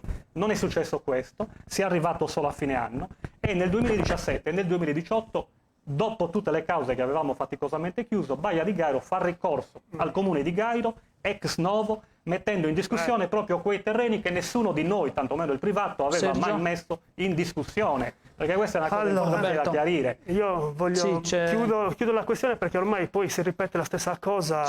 No, ma è una cosa sostanziale importante da capire. Replica su non è la questo. stessa cosa, è un nodo cruciale dove voi ve la siete raccontata come avete voluto. Abbia replica pazienza, su questo, puoi replicare se gradisci a questo ultimo voglio intervento di replicare Roberto. dicendo che su questa questione è stato molto chiaro il sindaco Piras e ribadisco. Chiarissimo. Mi pare proprio di sì. Se questo, quanto fatto da noi, fosse ritenuto illegale, ci sono tutte le vie per poter... Io non ho parlato di illegalità. Per poter bloccare quanto fatto. Io credo che sia stato giustificato, fatto secondo norma di legge, quanto diciamo convocato e discusso in Consiglio Comunale. Poi sta a chi sta in minoranza, a chi sta in maggioranza, venire, discuterne e trovare soluzioni anche per migliorare la qualità dei prodotti. Sì, ma cosa discutevamo se non abbiamo visto gli atti? Però, che la cosa è questa. Prego. Detto questo, ribadisco, si torna a parlare di Convenzione 2006 quando sappiamo che non ha senso parlarne. Si nasconde l'evidenza che in 4 anni la giunta Piras ha risolto una problematica che in 40 anni non si è risolta. Se continuiamo a discutere delle stesse cose, ripetiamo, ognuno sta sulle proprie idee, all'infinito diremo che io ho ragione, che lui ha ragione. Fatto sta che poi quello che conta è il percorso e i risultati. Poi se vincerà Marceddu, cercherà di migliorare quello che è stato fatto. Se vincerò io e la mia squadra, cercheremo di portare avanti quanto è stato fatto finora. Credo che poi lo decideranno domenica i cittadini, per cui bisogna stare tranquilli, però continuare a rimanere ognuno sulle proprie posizioni, pensando di aver ragione, credo che non serva a nulla. Ok, hai anche anticipato, avreste avuto qualche secondo in più. Ci sono tante case disabitate a Gairo, è una delle caratteristiche dei centri montani che si spopolano, ma la vostra politica rispetto a queste case disabitate, ma rispetto anche a quanto avviene nei paesi, magari io penso all'Olai, dove si vende la casa a €1 e ci sono tanti stranieri, l'approccio verso questo fenomeno? Allora, Gairo ha tantissime case non utilizzate, è ovvio che vadano riqualificate e valorizzate. Il discorso è creare le condizioni affinché un amministratore possa dire al cittadino, coinvolgere il cittadino e stimolare il cittadino affinché le renda fruibili, se non a se stesso, a potenziali turisti. E il discorso relativo al turismo, alle attrattive che abbiamo cercato di portare avanti in questi anni, è proprio fatto su questo tipo di ragionamento, perché è inutile che si pensi di utilizzare fondi pubblici per realizzare mega hotel quando tu non hai le basi per poter accogliere o comunque attirare il turista. Quindi, partendo dal presupposto, dal principio che dobbiamo creare quelle condizioni affinché il cittadino possa riqualificare le strutture, quindi fare accoglienza e quindi valorizzare il territorio, allora dobbiamo incentivare, quindi promuovere la rivalorizzazione delle case non utilizzate. E questo si è fatto e si farà con sito archeologico, quindi che è un potenziale enorme, Trenino Verde, Volo dell'Angelo, che è un'attrazione secondo me che è quasi unica in Europa, comunque delle dimensioni incredibili appunto anche a livello europeo, che garantirà questo tipo di flusso turistico che ci permetterà di investire anche come amministrazione comunale, perché io credo che sia giusto poi anche aiutare il cittadino che vuole riqualificare la propria casa, perché altrimenti diciamo che è un valore perso e con le case inutilizzate muore anche la comunità. Ecco, vedere le case vuote, anche in questa campagna elettorale, per quanto particolare, girare e vedere tantissime case vuote lascia un po' l'amaro in bocca. Perfetto, come tempistica Roberto? Se mi è consentito voglio chiudere quella parentesi sull'aspetto di pochi prima. Secondi, sì, pochi poi secondi perché appunto è inutile, nessuno vuole polemizzare, però su alcune cose bisogna fare chiarezza. Allora, fermo restando che noi siamo proiettati appunto nella prossima dimensione, che è quella, se si vince, di gestire un percorso di fattibilità con Baia di Gairo e con la regione per quanto riguarda il PUC prima di tutto, che consenta di mettere in rete anche quel compendio, che è importante valorizzare. Bisogna dire semplicemente una cosa, che la risultanza è che quel risultato di cui oggi si vanta l'amministrazione in carica è un risultato che sarebbe dovuto arrivare prima. C'è stata solo una complicazione dettata dai tempi di approvazione del PUC che si sono ritardati oltremodo, c'è stata una complicazione grave che è stata quella del ripristino di 2 liti giudiziarie pesanti che non c'erano perché il campo era stato sgombrato.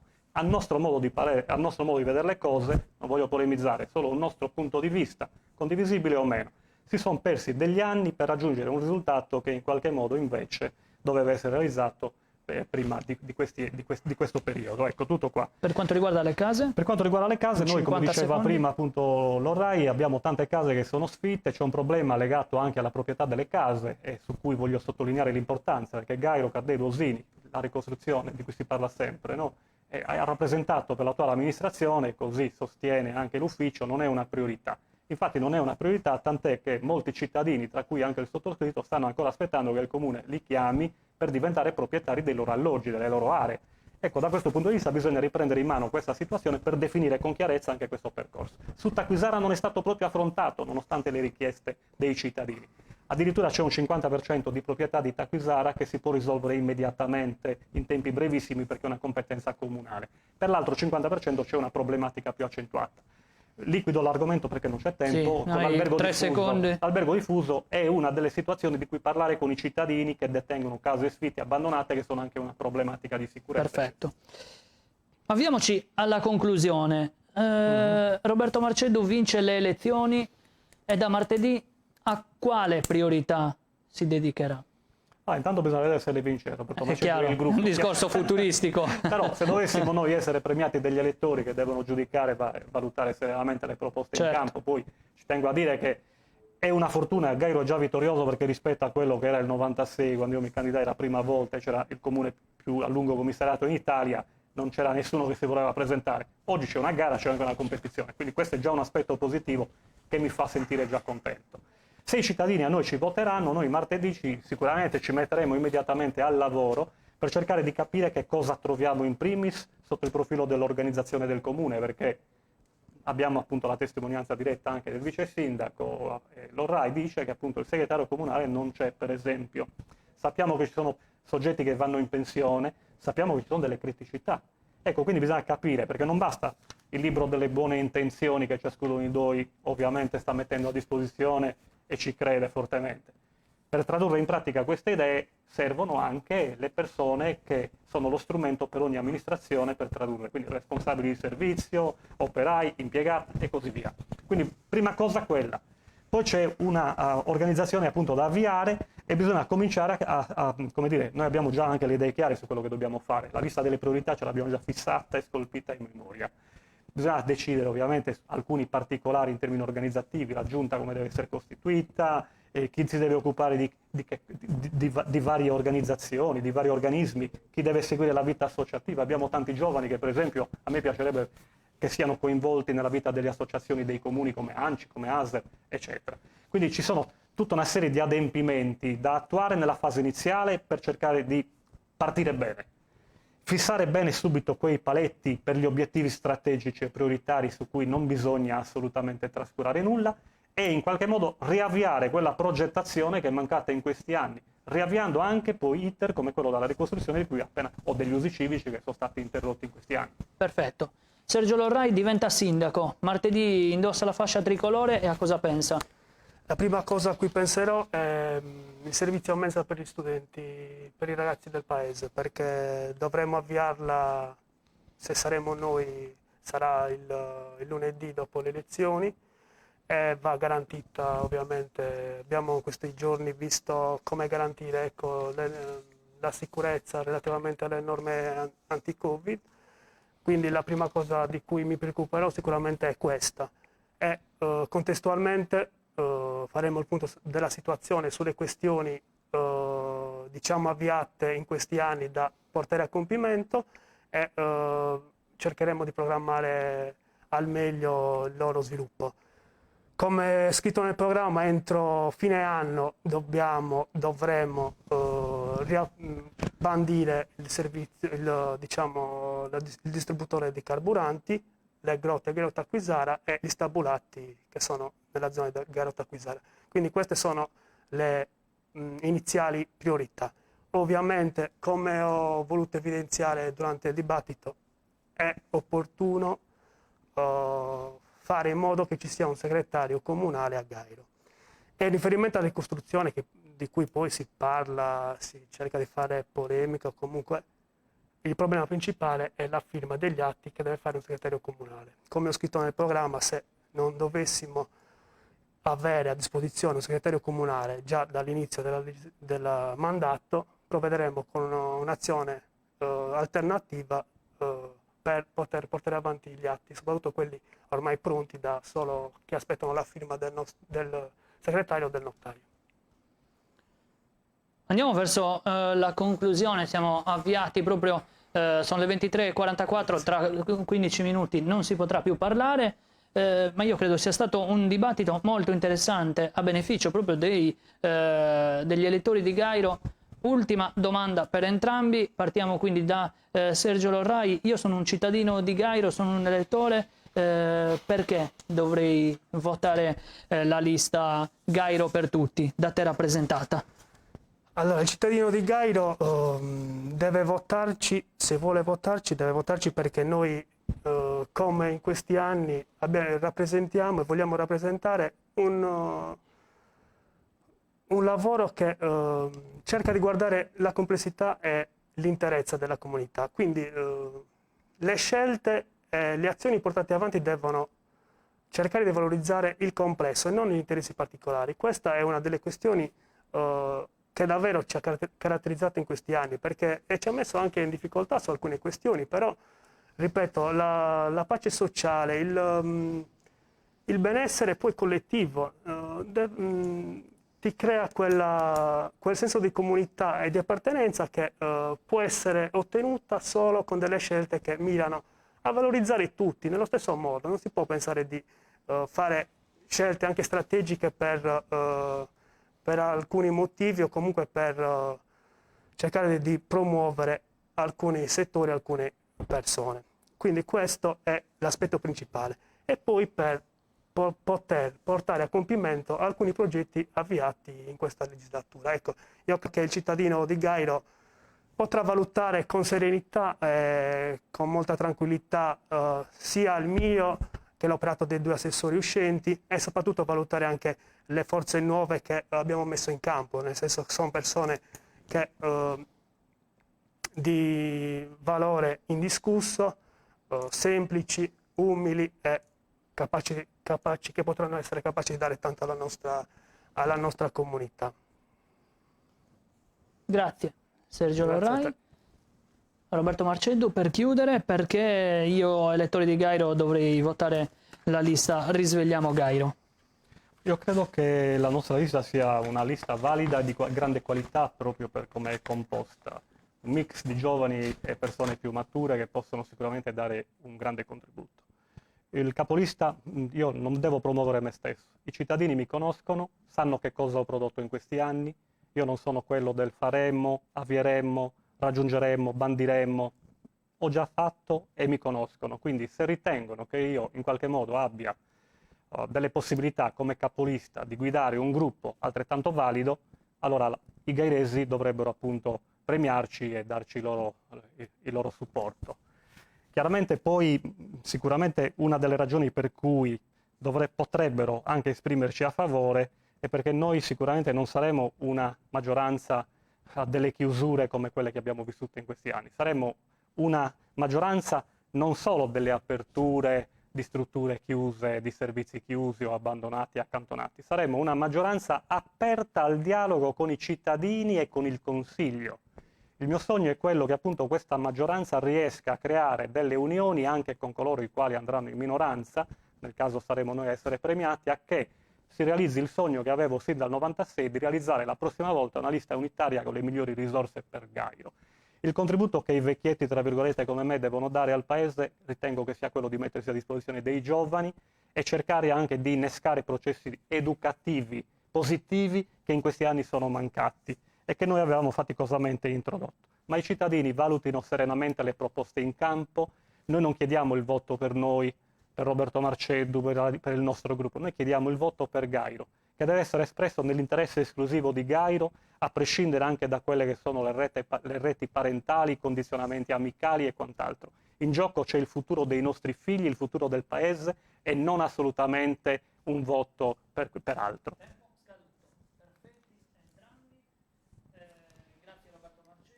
A entrambi un grosso in bocca al lupo per Viva il lupo! In vista della tornata elettorale di domenica e lunedì. Anche agli amici di Gairo invitiamo a presentarsi alle urne, a esprimere il loro voto, è un diritto assoluto, oltre che un dovere. Fatelo questa volta in totale sicurezza, evitiamo gli assembramenti, evitiamo la calca nelle ore di punta. Generalmente nei nostri paesi si va la domenica pomeriggio, è un po' un'abitudine, una passeggiata con un buon clima. Evitiamo di accalcarci tutti alle urne perché sarebbe veramente deleterio in questa fase storica delicata condizionata dalla pandemia. In bocca al lupo quindi a entrambi. Abbiamo terminato tribuna elettorale con questa bel confronto, bella sfida tra Sergio Lorai e Roberto Marceddu. Abbiamo esordito con Angelo Stocchino di Artana per proseguire con Loceri e Sassai, gli altri paesi con lista unica, e poi abbiamo proseguito ieri con Il Bono e Talana, che non andrà al voto perché non ci sono state liste, e quindi saluta Franco Tegas. Oggi abbiamo chiuso con gli amici di Gairo e prima con Elini. È mancato Urzulei e questo, lo ribadisco, mi duole, mi dispiace, soprattutto per i residenti e per gli emigrati che avrebbero voluto ascoltare programmi, dibattiti, anche qualche polemica, perché no, ma è vita di paese, e immagino che per un emigrato concentrarsi di nuovo sulle dinamiche paesane sarebbe stato davvero molto opportuno di questi tempi in cui spesso ci condizionano eventi esterni. Io colgo l'occasione per ringraziare sindaci che si sfilano la fascia tricolore. Saluto Marco Melis con affetto in rigoroso ordine alfabetico per paese. Artana Marco Melis, Rosalba Deiana, che pur essendo candidata comunque non sarà sindaco, Ailini. Saluto a Gairo anche Franco Piras per la disponibilità continua che ha avuto durante questi 5 anni col mio rapporto professionale da giornalista. Saluto Andrea Piroddi a Il Bono, Roberto Uda a Loceri, già fatto ieri con Franco Tegas a Talana, e salutiamo anche il decano dei sindaci ogliastrini, che è Giannino De Plano, che lascia dopo 10 anni consecutivi, ma tanti anni da amministratore, il paese. A questo punto non mi resta che ringraziare Francesco Montoni, Roberta Loi, e Simone Pisanu, oltre che Gianni Careddu, per aver permesso la messa in onda della trasmissione e per aver supportato noi che l'abbiamo condotta. Noi chi? Noi, io, Roberto Secci e soprattutto Michela Girardi, che era il suo debutto in radio. Insieme in questi giorni abbiamo condensato idee e passione e personalmente ho trovato in lei un'eccellenza che brilla per professionalità e serietà. Speriamo di poter confezionare un'altra trasmissione sempre sotto il profilo politico, perché la politica è davvero un po' il sale della vita, ci fa discutere, talvolta ci fa arrabbiare, ci fa sfuriare, però è la vita dei nostri paesi e i paesi non devono scomparire. La vita sociale deve essere quel cardine che ci contraddistingue nei nostri centri. Sono le 23:52, dagli studi di Radio Stella è davvero tutto, buon voto a tutti, in bocca al lupo a tutti i candidati. Da Roberto Secci l'augurio di buona serata e di un fine settimana davvero felice, ce n'è bisogno. La tua pubblicità su Radio Stella 0782 62 2505. Questa sera dalle 21, in diretta dai nuovi studi di Radio Stella, speciale elezioni comunali 2020. Roberto Secci incontra Vitale Pili e Maria Rosa Melis, candidati sindaci di Elini. A seguire Roberto Marino Marceddu e Sergio Lorrai, candidati di Gairo. In diretta video su Facebook e sul nuovo canale YouTube. Dalle 21 non perdere i candidati sindaci di Elini e Gairo, solo su Radio Stella. La tua pubblicità su Radio Stella 0782 62 2505.